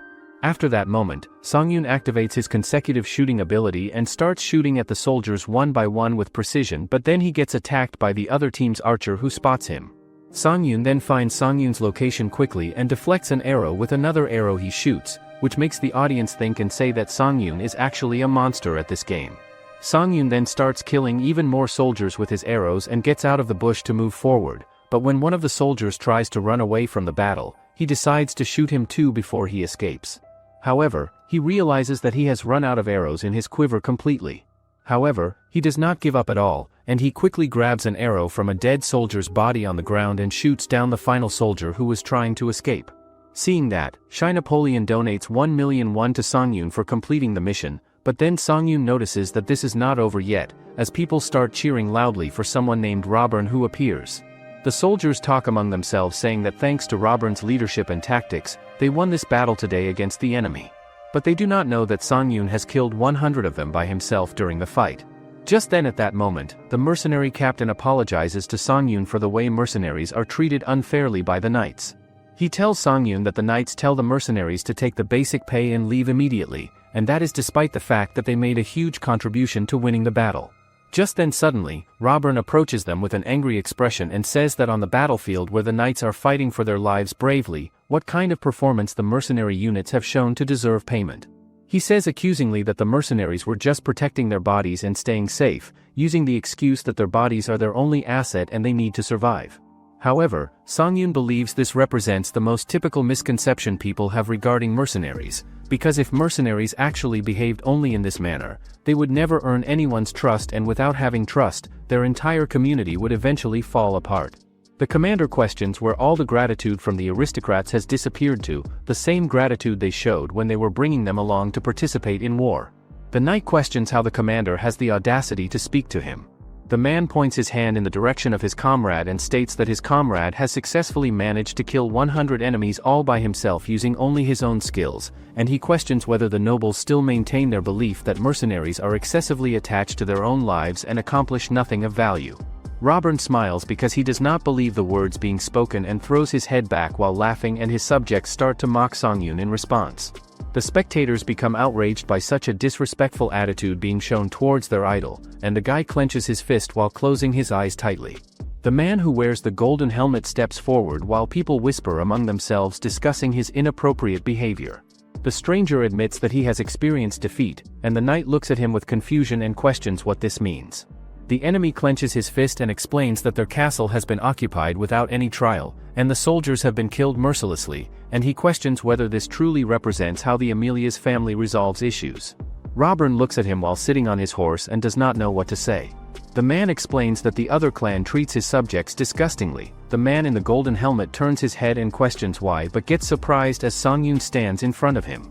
The stranger takes a step towards him and questions who he is. Roman places his hand on his shoulder and calls him a mercenary. The man in the golden helmet questions if a mere mercenary could kill 100 of his soldiers single-handedly. Songyun looks at the enemy in confusion and wonders how he knew about it. The viewers say that being recognized as an enemy commander is a great honor, and his soldiers cannot believe that a mercenary archer who hid behind others could kill 100 soldiers single-handedly. The man in the golden helmet stops and realizes that they do not believe even the obvious. The stranger takes off the helmet and questions if he still wants to continue working for people who cannot appreciate him. It turns out that the enemy commander is a woman, and she smiles while offering the mercenary to work for her. Songyun as a window for choosing an answer appears in front of him. Songyun looks tensely at Rosanita and realizes that this is the second key character in the game. Songyun reaches out to the selection window and feels upset that he will have to choose between them. His finger trembles as Songyun is not sure if he wants to abandon all the progress of his relationship with Emilia even though it is just a game. In the memory, the blonde smiles happily when they ride in a carriage and her cheeks turn red as he remembers how she takes his hands and closes her eyes. Songyun thinks that they have been together since the beginning of the game and that their relationship has reached a high level. Rosanita questions how long the mercenary is going to think. Songyun's eyes widen because he does not understand what to choose as people vote in the comments for different options. Songyun says that it is time to end the broadcast. His face disappears from the viewers' screens as the stream ends and many indignant comments appear in the chat. Juyuk adjusts his glasses and realizes that it is simply impossible to avoid hate and notices that among the angry commentators there are people who logged into the broadcast before the game had even started. Songyun sits in front of many pop-up windows as many new threads appear on the forum. Haters not only swear but also spread information about the events of the last stream to various communities, creating good advertising. Graphs appear on the screen showing that basically the fan base of the Amen channel consists of an equal ratio of men and women from 20 to 30 years old. Guys donate more often and girls donate more money, so the main profit comes from them. The sponsor closes his eyes and remembers Siajaya and thinks that with a small number of subscribers there is no point in thinking about it. He scrolls through the page with the video and suggests that with such indicators they should play a game from the Funk Company. Songyun hears a loud scream and shudders as his father enters the room, gritting his teeth furiously and questions why his son decided to leave the company. Juyuk lowers his head and does not know what to say. His father approaches him and clenches his fist, asking if he has really gone crazy. The man says that his son does not care about his reputation at all since he decided to quit, and his father orders him to return to work the next morning. Songyun trembles with horror as Juyuk says that everything is fine and lowers his head and promises to do as his father said. The woman puts her hand on his shoulder and questions if everything is okay, and the manager replies that everything is fine. 1 week has already passed and Songyun's friend smiles when they earn almost 3 million. The sponsor puts his hand on his friend's shoulder and has not achieved anything outstanding, but he likes what they are doing. The guy thinks that he could not have dreamed this as tears fall on the table. Songyun wipes his eyes and decides that this is too much for a normal dream. Songyun sleeps on the bed when there is a knock at the door. He approaches the door and asks the intruder to stop knocking. Songyun opens the door and questions what he needs at such an early hour. He hears his friend's voice and realizes that something has happened, and the friend asks him to quickly open the door while smiling widely. Juyuk mentions that he left home and there is fried chicken on the plate, so Juyuk takes a leg piece and smiles while wishing him a pleasant appetite. The guy asks if Songyun really doesn't drink because he ordered drinks for 2 people. Songyun leans back in his chair and says that it is true he wouldn't do that before streaming sessions. Juyuk smiles while pouring 2 cans of drinks and Songyun looks at him thinking about how he is drunk. The guy asks why he moved out of his own home. Juyuk looks away and says that it would take a long time to explain and he would tell them later. Juyuk smiles and asks if it would be a problem if he stayed at the guy's place, and Songyun says that he could stay there because there is enough space for both of them. Juyuk looks at the guy and asks what he is going to do next in Kingdom Age. Songyun asks what he is talking about. The guy notices that his friend is starting a love triangle with Emilia and Rosanita. Songyun asks if it matters which one to choose. Juyuk hands him his phone and asks if he checked the forum after the stream. Songyun says that he hasn't and asks what is going on there now. Juyuk says that everyone is talking about Emilia and Rosanita, and if you pick randomly you can run into a bloodbath. Songyun looks at the phone screen and imagines angry fans from both teams threatening him with violence if he makes the wrong choice. Songyun smiles and asks why he is reacting so violently. Juyuk looks at him and thinks that Songyun doesn't care about the threats at all. Songyun says that he wanted to discuss something with the guy. Songyun places his hand on the back of his chair and says that given his progress the end of Kingdom Age is just around the corner and they still haven't decided on what game to play next. Ju-Yuk grabs the item and places it on the table and says that he knew the guy would ask about it. Songyun adjusts his glasses and says that he has done a lot of research on the matter. He presses the button as bright pixels appear above the circle. Ju-Yuk smiles happily and points at the hologram with his hand and says that he has battle rage for the guy. The pixels create an image of two guys with guns. Ju-Yuk notes that Songyun hasn't played it yet. Songyun shakes his head and says that he has heard the name many times. The guy says that Battle Rage is an online survival PvP and the ultimate goal is to be the only one out of 100 players to stay alive using various weapons, and good aim and reaction are the keys to winning this game. Ju-Yuk adjusts his glasses and says that this game best suits the style and general tendencies of Songyun. Songyun widens his eyes and says that this game looks fun. He thoughtfully rubs his chin and says that he is not used to playing in PvP modes. Songyun asks if he should practice a little before the stream. Ju-Hook slams his hands on the table and tells him not to even think about it. Songyun sits down at the table and folds his arms over his chest. Ju-Yuk asks him to think about what the viewers wanted most on his streams. Songyun suggests that it is flashy gameplay. The guy spreads his arms out and says that it is not true because anyone could stream flashy gameplay if they were skilled enough. The guy points at him and says that they wanted an unrivaled genius. Songyun's eyes widen in surprise and he asks him to remember the very first Kingdom Age stream when the guy showed incredible results on the first try despite never practicing before. Ju-Yuk raises his index finger and says that the viewers went crazy for true geniuses. He says that the guy should repeat the same trick and show them a perfect game without training. Songyun looks at him and thoughtfully chuckles. Songyun asks if the game Battle Rage is not tied to weapons and he does not understand them at all except for a bow, so he asks how it is possible to succeed with a complete lack of knowledge of the game mechanics. Bright pixels appear and on the screen there is a moment when Songyun shot an enemy in the head while riding a horse. Ju-Yuk asks who else is able to aim so perfectly at the head of a moving target. Ju-Yuk says that if everything was that simple then the guy would not be admired. Songyun guesses it is because he had practiced on the program before streaming, but Ju-Yuk asks if he is talking about the simulation programs. Songyun says that it is exactly like that because they came with the capsule. The program is really well optimized and he has been working on the hardest difficulty every day. Ju-Yuk picks up the phone and asks what the guy's record is.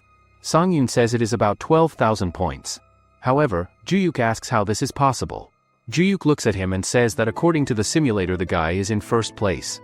Songyun widens his eyes and cries out. The guy points to the line and asks if this is his optimization code. Songyun picks up the phone and says that it is. Ju-Yuk smiles happily and says that he was right because it isn't just about archery, the guy is a genius in this field. Songyun gets surprised looking at the phone as his cheeks blush and his eyes shine brightly. He sees his optimization code next to the first place icon. Ju-Yuk clenches his hand into a fist and says that he needs to register for Battle Rage. The glass cover of the capsule opens and Songyun notices that it is still light outside and the guy is already turning on his stream. The boy says that he is testing which time period has the most views. Ju-Yuk puts his hand in his pocket and says that it is smart, but he smiles and wishes Songyun good luck. Songyun asks what is wrong with him because he literally feels sick from such mercy. The boy shouts in displeasure and tells him to repeat what he said. Ju-Yuk says that there is no gratitude and he still takes care of this little boy. Bright blue streams of pixels appear and the wind carries leaves torn from the trees. The girl asks how much longer he is going to make her stand like a dummy and wait. Songyun turns around and Rosanita tells him to answer. The guy has two options. The first is that he is honored that she could appreciate him, and the second is that even though he is a mercenary he has already sworn allegiance to another. There is an endless stream of messages in the chat where some people ask to choose Rosanita and others Emilia. Songyun stands in armor on the grass and thinks that the further turn of the plot depends on his choice. Songyun says that he is flattered by her offer, however even though he is a mercenary he has already sworn allegiance to another. Viewers in the chat happily write that the guy chose Emilia. Rosanita looks at him and says that she is sorry. She turns around and says that Songyun is better than all the knights she has met and the voice asks to detain the commander. The girl leaves accompanied by 4 knights, but viewers sadly write that they will have to say goodbye to Rosanita. Songyun presses his hand to his chest and thinks that if he chose Rosanita the plot would have progressed much longer and he needs to quickly change the game. He looks away and thinks that he is truly loyal to Emilia. The girl presses her hand to her chest and turns to the guy, but Songyun's eyes widen when he sees Emilia. Emilia runs forward taking the helm of her dress in her hands, but Songyun say that it is still dangerous here. They suggest moving to a safe place first and Songyun asks how she is doing right now. Afterward, Emilia just runs straight towards Songyun and hugs him tightly with emotion, and then she tries to kiss him on the lips. But Songyun does not show that romantic moment to his viewers watching the stream. Later on, some soldiers approach Songyun and tell him that he is Songyun who one-shot 100 targets during the battle and he is really amazing and impressive. Roman says to Songyun that they are acting that way now as if they did not refuse to believe it just moments ago before seeing proof. Instead, the enemy army is actually acknowledging their achievement and skills now. After that, Roman thanks Songyun sincerely because of what he did in the battle and he says that everyone earned enough money to relax for 4 months without working. Songyun then enters the castle with Emilia by his side, as he is going to have dinner with her family tonight. Songyun then meets with Lord Jinret, who is Emilia's father and the lord of the castle. Emilia's father quickly gets friendly with Songyun and tells his servant to bring some food for him to eat. Songyun thinks to himself that this lord is not a noble who judges others based on status or wealth. Later on, Songyun sits down at the dinner table where he is served a bowl of water beside some buttons on the table in front of him. He then presses the same button without thinking about it first, but the audience in the chat starts acting weird and concerned. Emilia's father then asks Songyun what he thinks about becoming one of their knights permanently, but Songyun gets 2 options to reply from in the game menu. The first option says that it would be an honor to become a knight, and the second option is that he prefers the life of a mercenary instead. Songyun then thinks to himself that in a game where its main content consists of wandering around as a mercenary doing quests, if he deters from the original path and becomes a knight, it might change everything. The viewers ask in the chat if this is the ending of the game, but Songyun wonders to himself that the ending would come quick if he chose to stay with Emilia and become a knight. For the game to continue and go to this extent with more content, he has to choose something that keeps the story going forward. He then ends today's stream there, but then Juyuk approaches him, saying he should take a look at the feed. The response is no joke. He then tells Songyun that he got a call from Punk's representative and the editor's salary they gave the green light for it. Punk is actually the largest game distribution platform, both domestically and internationally is already. Later, Songyun does a live stream where he announces that he has finally created his AllTube account, and that he has Punk as his streaming partner. He further announces that starting from today, his gameplay clips will be uploaded on this channel, and the previous montages will also be remastered and uploaded. Seeing the stream, Songyun gets such a positive response from his viewers that he and Juyuk goes out to celebrate. Juyuk asks Songyun how Seojaya managed to edit 3 whole videos in 2 days. Songyun tells him that she made those videos in her spare time before she officially became their editor, but Juyuk realizes that this is the reason why she was more excited when he offered her an editor position. Suddenly, Juyuk moves Songyun's head down to the table and tells him that their former team had just arrived here. He says that they should be quietly headed out while nobody is looking, but then, the manager finally noticed Juyuk and Songyun.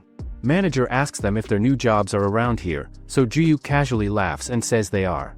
Songyun realizes that manager's personality is so weird that he might be already gossiping about them here and there. Manager then tells Songyun that he should greet his former boss, but Songyun asks him why he should greet someone like him. The manager then tells Songyun to be polite, but Songyun starts laughing and says that he can't say that while coming to another person's table and pestering them with personal questions. Hearing that, the manager gets furious and tries to get into a fight with Songyun physically, but once Songyun stands in front of him face to face, the manager gets scared and backs down. At that moment, Director Wu arrives at the scene and tells Songyun that the viewer's response is amazing on the video he uploaded recently. He then goes on to say that Punk was so excited to meet Songyun after seeing that video, and he wants to have a meal with him soon. Manager O then overhears everything they are saying, and he wonders in shock how someone like Songyun could possibly collaborate with someone as famous as Punk. Getting even more furious about this, the manager decides to leave the place immediately and storm off. But Songyun thanks the director for lying about a few things earlier to help him out. The director then tells Songyun in response that those kinds of people are all bark and no bite, so they get nervous and scared when they hear big names being mentioned. Before leaving the area, the director asks Songyun to let him know when he is available for a meeting to discuss things. He says that he only lied about the directors from the office being there, and the rest of what he said is actually true. The next day, Songyun still cannot believe that his video got so many views, because even most of the renowned streamers flopped at first when they started.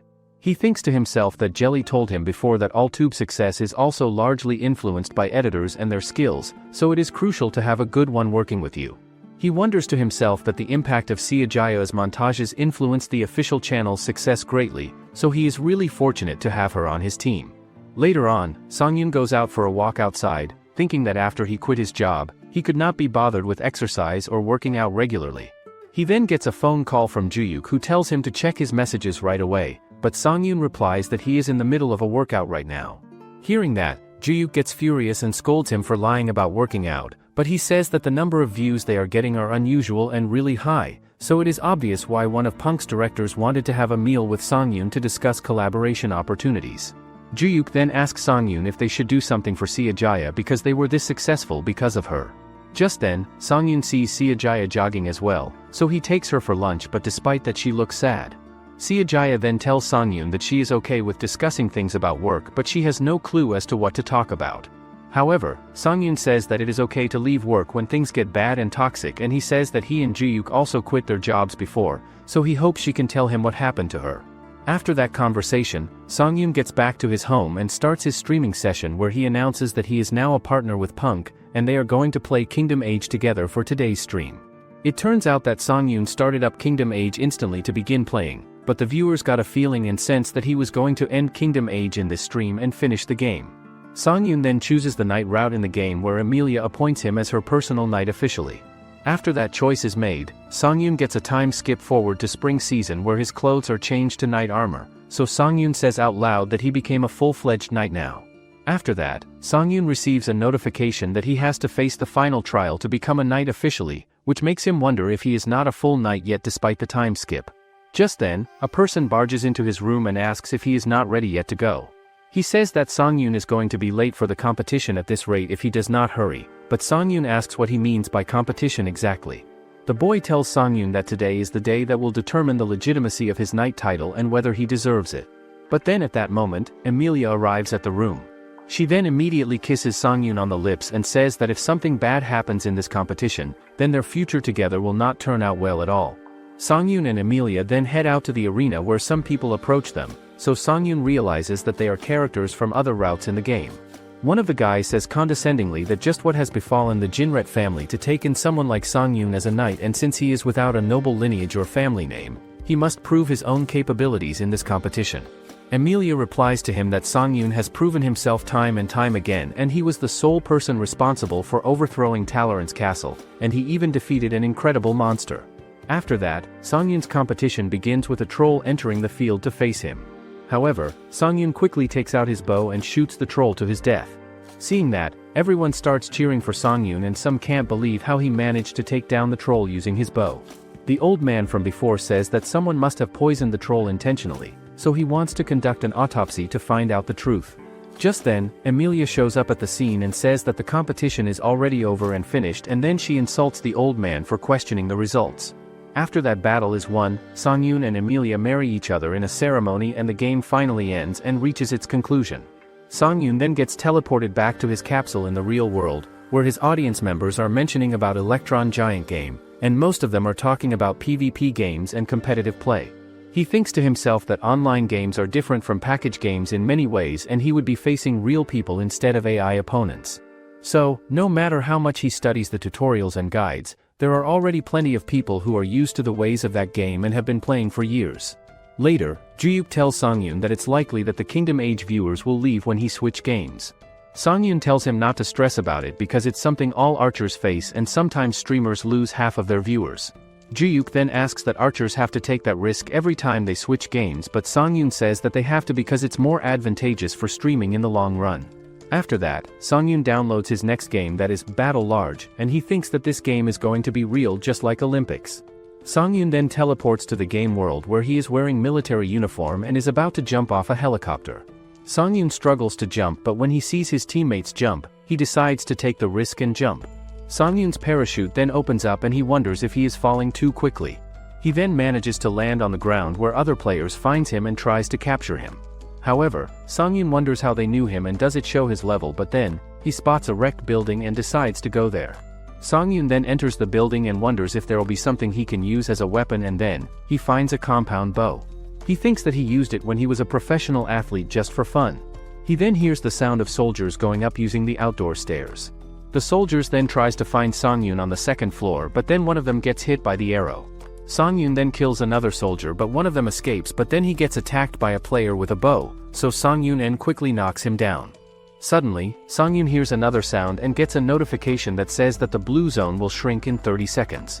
At first the entire map is in the blue zone, but after a while part of the territory is cut off, and if the player is outside the zone he will begin to receive constant damage which will eventually lead to death. Songyun opens the map and realizes that he is not in the best position.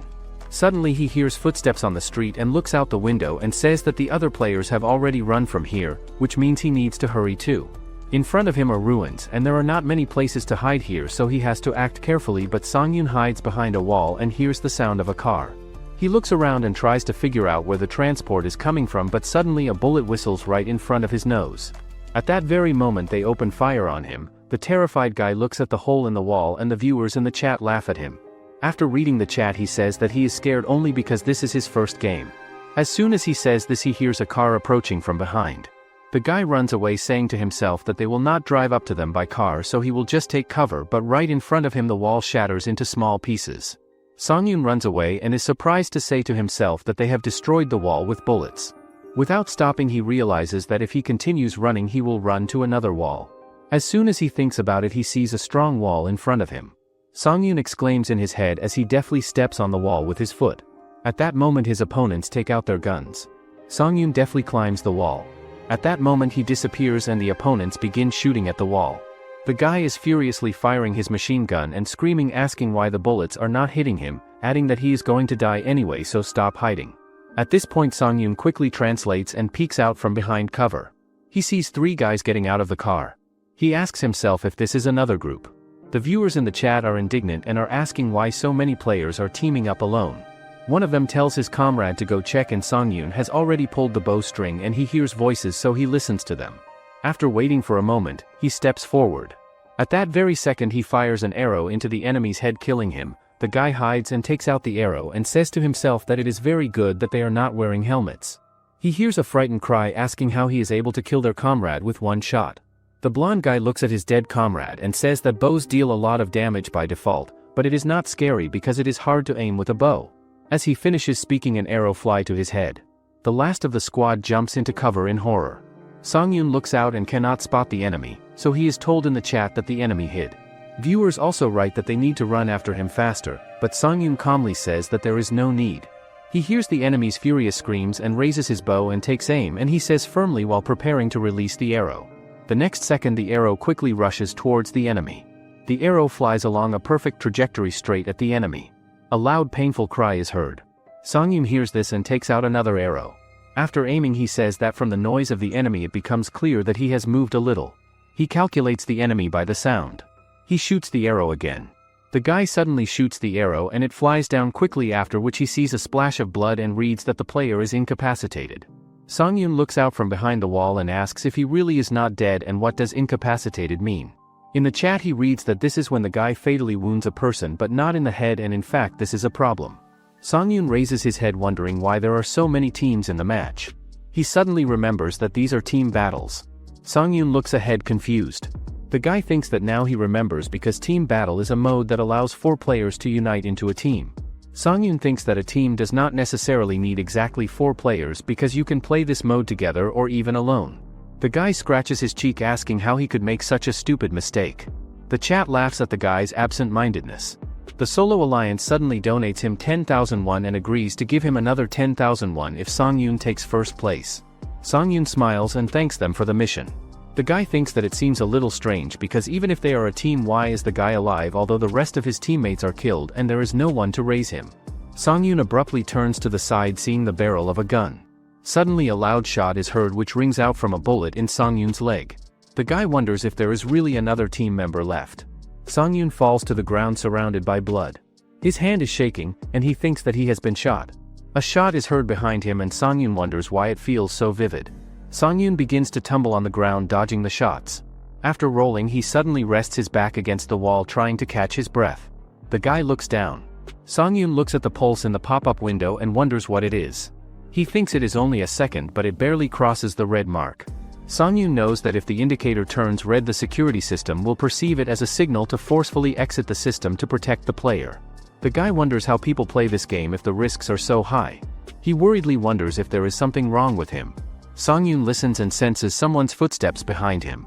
The guy turns around in fear and the chat asks why he is twitching if there is no sound. Songyun thinks there is a sound, and what a sound. He thinks it is not that far since the enemy is slowly creeping up but has no doubt about the direction. Songyun closes his eyes wondering if the enemy really knows where he is since he has zero chances of winning against a point-blank shot right. He thinks while opening his eyes wide. The guy grabs his bow thinking that the player is not hesitating with the course for some other reason and not because of him. Songyun looks out from behind the wall watching where he is heading. After a short distance he stops in place. The guy makes a double kill shooting at the heads of opponents with a sly smile. Songyun shouts that he thought so because the player wanted to raise his comrade. With pride he adds that he won. In the chat the guy begins to read how everyone admires him and considers him cool and also receives donations. He donated 3,000 won saying that Songyun is cooler than electrons. Songyun reads the chat thinking that there are so many nicknames in it that he does not recognize, and although the amounts are small he is still pleased. With a smile on his face, he thinks that he is on the path of a popular streamer. Songyun silently looks at the gun on the ground as it is shining and the guy wonders if he should switch to rifles. Viewers begin to write in the chat that it is a popular assault rifle. Some of them want Songyun to take a rifle and some want him to stay with the bow. Songyun looks at the gun and wonders what he should do. He knows that if he continues like this with a bow he could establish himself as a one-content streamer like he did in Kingdom Age. Songyun himself wants to continue using a bow. He wonders if people would take him for going a gun if he lost. While he is thinking about this, he receives a notification. It is a donation from Siajaya in the amount of 10,000 won. After reading this, Songyun is very happy and says in his head that this quest comes up at the right time, but suddenly he sees the name of the donor Siajaya. He exclaims to himself. Before accepting he says to himself that Siajaya hardly has much money considering that she lives in the same area, but after accepting the quest he says to himself that he needs it for the stream. After that he says with a big smile on his face that he will show everyone winning with a bow. People in the chat wish him luck. Sometimes it passes. There are consumables for healing on the ground. A viewer writes in the chat that he needs to find a helmet, adding that they usually fall in the ranch area. Songyun opens the map and says that it is quite far from here. Without looking up from the map he adds that it would be nice to get a car then. The chat asks him to look to the side. The guy turns around and sees a car. A few minutes later he is flying off-road in a car. He opens the map and says that he is heading straight to the ranch. His car is quickly covering a long distance. The chat is asking if it is okay for him to brazenly drive through an area teeming with players. The guy asks calmly what they mean. Suddenly a grenade flies towards him and it lands right next to the car. At that very second there is a powerful explosion. Songyun covers his face with his hands from a bright flash and his car flips over onto its roof. Songyun holds on and says that the accident happens on level ground. The viewers laugh, but suddenly a message comes that another grenade could fly in. After reading this Songyun screams in shock asking if there is another one. As soon as he asks this another grenade falls next to his car. There is a powerful explosion, and all the viewers bury Songyun, but Songyun sits in cover and asks not to bury him ahead of time. He peers out from behind the wall and thinks that he cannot see anything because of the smoke. Suddenly he gets the idea of going up to the roof. A few minutes later, he runs out onto the roof and makes sure that there is no one there. In the distance he sees a mountain. He approaches the edge of the roof and takes a closer look. He lands right there, but before he can finish speaking a bullet fly right in front of him. Songyun hides and asks himself if he has already been noticed. The player asks him to wait because Songyun has already hidden, but the guy lowers his weapon down saying what a pity. The guy turns to his partners and orders them to enter the building because they will be covered. Songyun squints, pressing himself closer to the wall. In the chat they ask the guy to return to the building because there is no cover up there so he could easily be shot. Songyun tries to breathe deeply. The guy closes his eyes and thinks about staying calm and listening carefully to the sounds around him. The guy remembers seeing 4 people, 2 of whom are approaching. Songyun says that the problem is that if he pokes his head out, he will be killed immediately. The guy looks at the stones flying from the shots wondering what he can do. The player looks through the scope. He asks if Songyun has given up since he is not moving at all. His partner replies that the guy will not stick his head out because he will be killed, so he should go to the roof. Songyun feels 2 players getting closer to the bunker. He pulls his bow, raising it up. The enemy takes a step and steps on a branch which makes a cracking sound. Songyun sticks his head out, shooting an arrow into the sky. He looks down, seeing a weapon in the enemy's hands. Looking up he thinks about taking another step. Songyun looks at the approaching players. An arrow is shot into one of the guy's shoulders at high speed and his partner screams, asking where it came from when he is also shot in the head. The chat is surprised how Songyun hits the player because the bow really has homing arrows. Songyun reads the chat where people admire him. The guy thinks that he only learns a couple of tricks while training to impress his friends, but he does not think that it will be useful here. As a child, the guy gets hit by a falling arrow. The man angrily shouts at Songyun not to break the equipment. He holds the bow in his hand and thinks that everyone does crazy things when they are young. Songyun sits down on the floor. He turns around sharply and listens and feels footsteps. The guy thinks that the enemy is coming from behind. Songyun turns around seeing a closed door behind him. He pulls the arrow thinking that the enemy has a gun, and in a head-on fight he is at a disadvantage. The guy is scared thinking that when the enemy starts shooting point blank he will not even have time to place the arrow, so he can only hope that he will miss. Songyun suddenly takes a stance pointing the bow forward. He thinks that relying on chance is not his style. The guy looks ahead carefully hoping not to make a mistake. The enemy suddenly puts his hand on the door handle. Songyun abruptly releases the arrow from his hand. People in the chat do not understand what he is doing because the door is not yet open. The arrow flies forward rapidly. As soon as the door opens, the arrow instantly flies through the crack. It quickly sticks in the stomach of the guy who is holding the gun pointed forward. The guy looks at the small crack in bewilderment. Songyun quickly looks ahead through the sight. He sees hair in front of him. The door to the roof swings open from the enemy's body falling down. The four-member squad called Love Mondays is a clan made up of talented players, including the diamond-ranked sniper named Calamari, and they even have experience competing in amateur competitions before. For some reason that is not explained, they stopped playing the game a year ago, but reality was far from kind to them, so they returned to the game. Their ranks ended up resetting to the lowest rating possible, the so-called bronze tier, when they came back. However, one of the soldiers named Patrick wonders and says out loud that it is obvious as to what Songyun is planning, as he is using SpongeBob as bait to lure them in closer to try to revive him. The guy then tells Calamari directly that they should just abandon SpongeBob and leave him there, and he asks if the shot was really that intimidating, because if so, is not Songyun a total professional player? Hearing those words, Calamari gets furious and he asks if Patrick wants them to run away from a ranked game like cowards right now. He says that they want to rank up to diamond tier again, but if they leave now and abandon the fight, they are going to be stuck in bronze tier here forever and never advance. After that, the guys move forward towards Songyun's position and Patrick again tells Calamari that they should run away while they still can, but Calamari tells Patrick angrily that he must have lost his senses and his mind completely.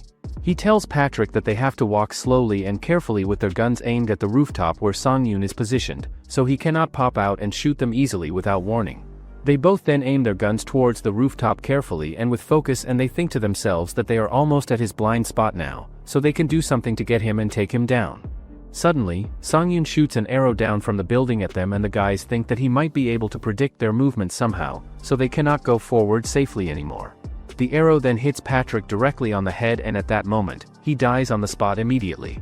Seeing that death happen, Calamari gets shocked and thinks to himself, how could Songyun shoot such a powerful and accurate shot from that distance and angle?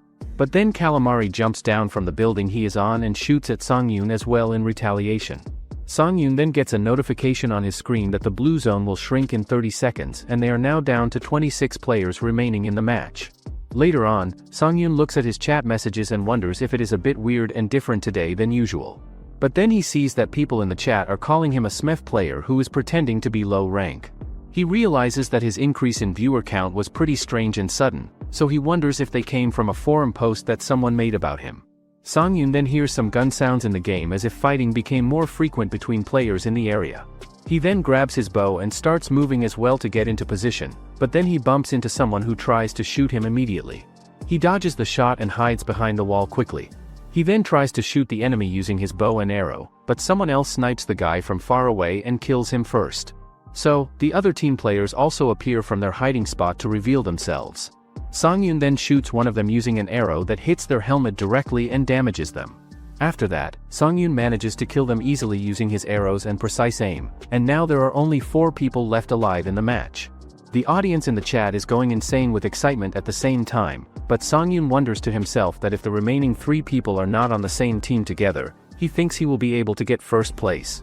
However, the blue zone starts shrinking and closing in on the playable area, but Songyun thinks that it will be better once the map shrinks smaller, as right now the snipers still have a lot of spaces to hide and take shots from.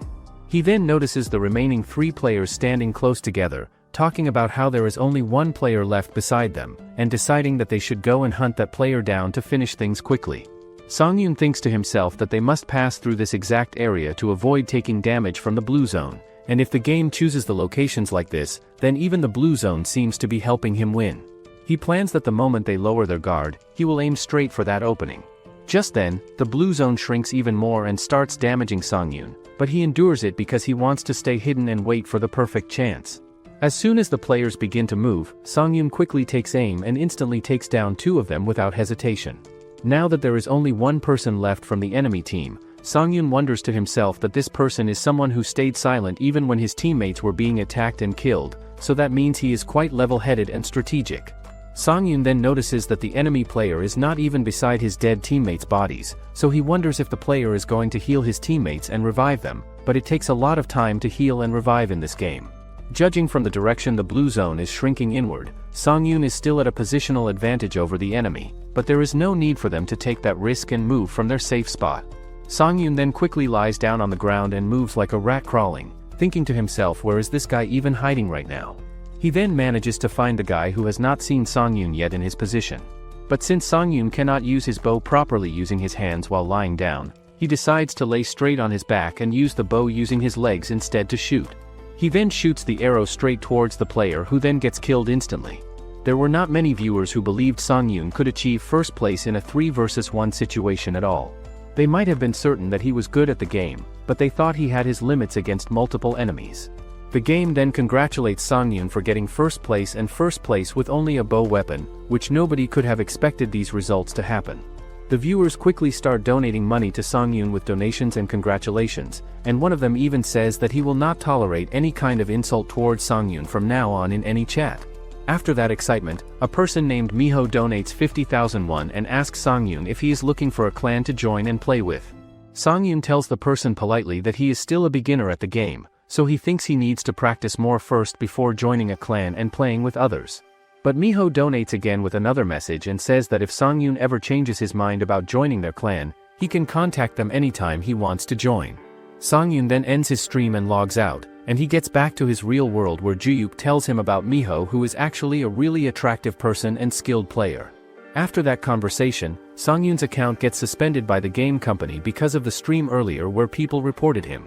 Juyuk then gets furious and frustrated, and he tells Songyun to make an announcement to tell his fans about that situation immediately.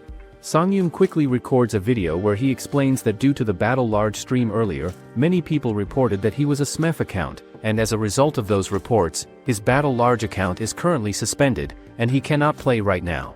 Meanwhile, some people in an office think it is impossible to get banned in one match, so they come to watch. They watch a clip of Songyun from the earlier game in which the chat is blazing and they write that it is starting. The helicopter hovers high above the ground and Songyun sitting inside. The match mode is Team Deathmatch, and they ask in the chat if he really goes alone in this mode. The viewers laugh at him, saying that anything can happen in the first time. At first, most viewers are skeptical about the title of the video, but as they watch the game, skepticism is replaced by amazement. Songyun kills his opponents one after another with a bow, and thus he takes first place. The viewers in the chat are amazed by such a perfect game. The guys in the office who watch the recording say that it is awesome, so it deserves a separate video. There are messages that the low-level streamer is not afraid of anything, but there is no evidence that he is a cheater, so the chat gets furious. They write that those who send reports should read the rules, adding that admins should see the history of matches and what these reports are for at all. After that, a screenshot of the admin's response appears on the screen, which says that Songyun's account is banned for a year. The chat is torn apart even more by what they see. They write that this is just a circus, and it feels like they do not even look at the history of matches. That is the first reaction. When the chat closes, 4,000 viewers leave alone with their opinions and get angry at the gaming community to splash it out. They begin to write messages about Songyun on mess boards. Since dissatisfaction with the management of Battle Rage is already boiling, this incident quickly gains momentum. People write to the admins to check the match history and sort everything out. In the end, it even gets into the official news of a popular gaming portal. The headline is a proposal in the game Battle Rage, another flaw in the system. In the Battle Rage operations department, the man hits the table in rage and screams, asking if they are crazy. His face turns red from anger while he screams, asking if they really ban the player without even checking the match history and what they are doing. In front of his table stands a guy who apologizes, justifying himself by saying that there are a lot of complaints, but before he can finish, the manager screams. So, if there are a lot of complaints, then they just ban without holding back. He shouts with all his might that the users would be happy to hear this and maybe they should also hold a vote here to fire him. The guy lowers his head and apologizes. The manager exhales heavily. On his screen is a post from a gaming portal. Looking at it, the manager asks how many viewers Songyun, to which the guy replies about 1,000. Then the man asks what the admin even knows about this player. Hearing such a question, the guy raises his head in surprise. The manager hits the table in rage and shouts that he is talking about if Songyun has patrons. The admin is scared, not knowing what to answer. He says to himself that there is only one match, who knows. After these thoughts, he quietly answers nothing because he only recently started streaming.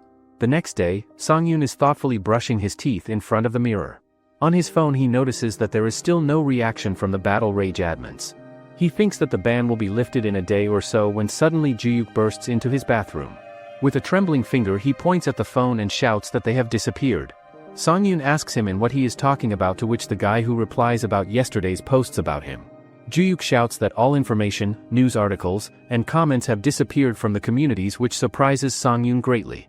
Songyun looks at the screen saying that he does not think that the admins would so easily admit their mistake, and who would have known that it would come to this. The guy is indignant that they are trying to hide everything even with so much evidence, when suddenly Juyuk slams the table shouting that they just do not want to admit their mistakes. He says that today's stream is in question because now Songyun cannot even return to Kingdom Age. Songyun stands up from the table and says that he will take a break for today, to which his friend asks why all of a sudden. Songyun F replies that he has a meeting with the director of Punk, to which Juyuk is very surprised. He asks if the director could help when suddenly the prodigious thinks about it and he turns around and says that he will find out when he meets him in person.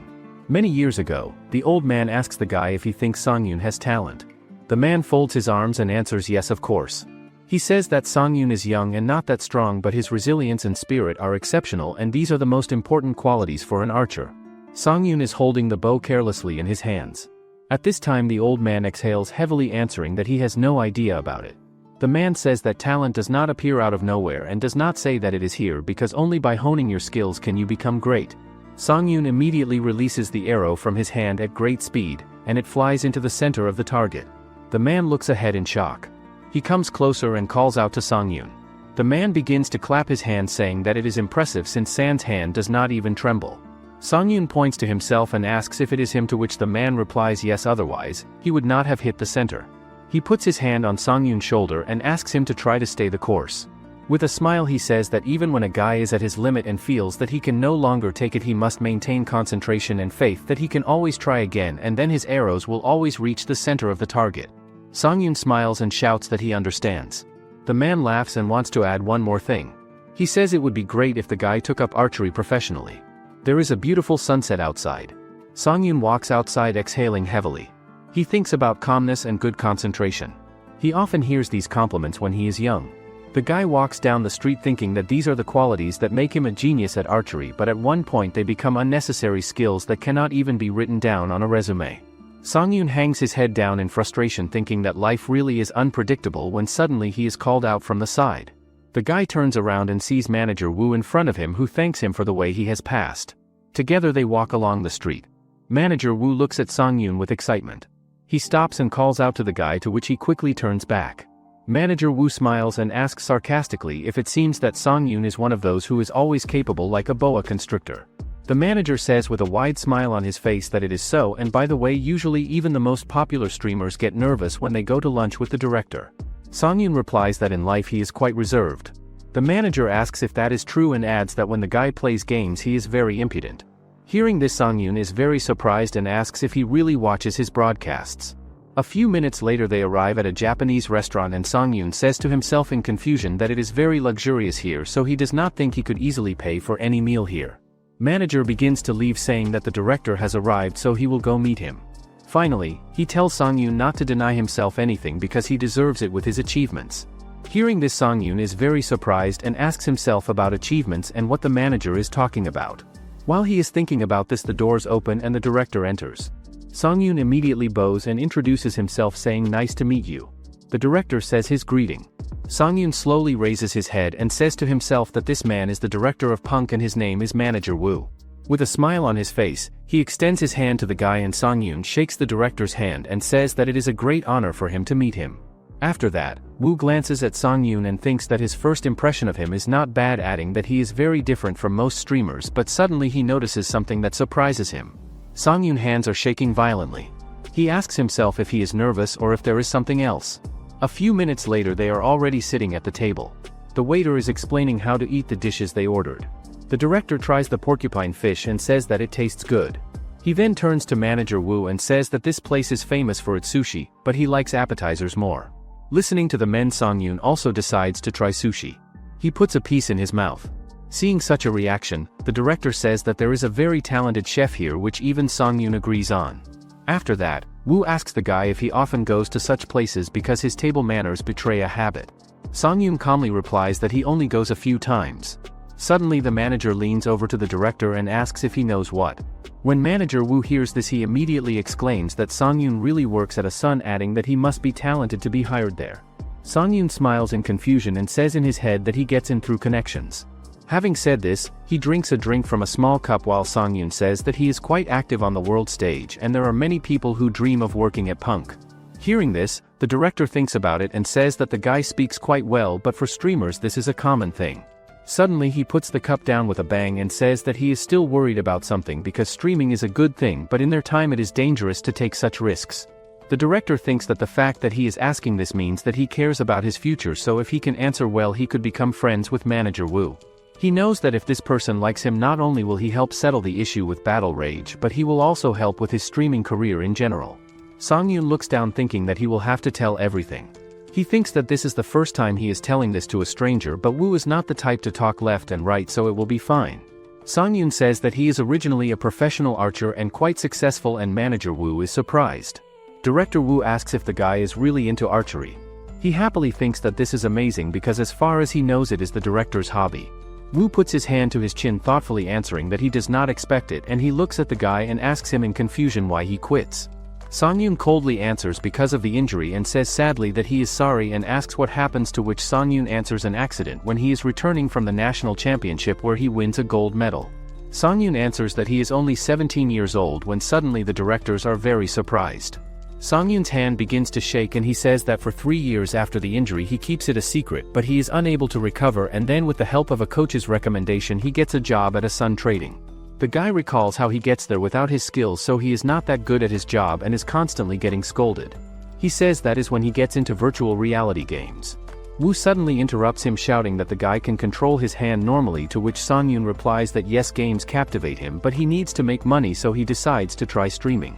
Song-yoon hangs his head down, saying that while his grandmother is alive he works to get rid of the regrets of his lost career.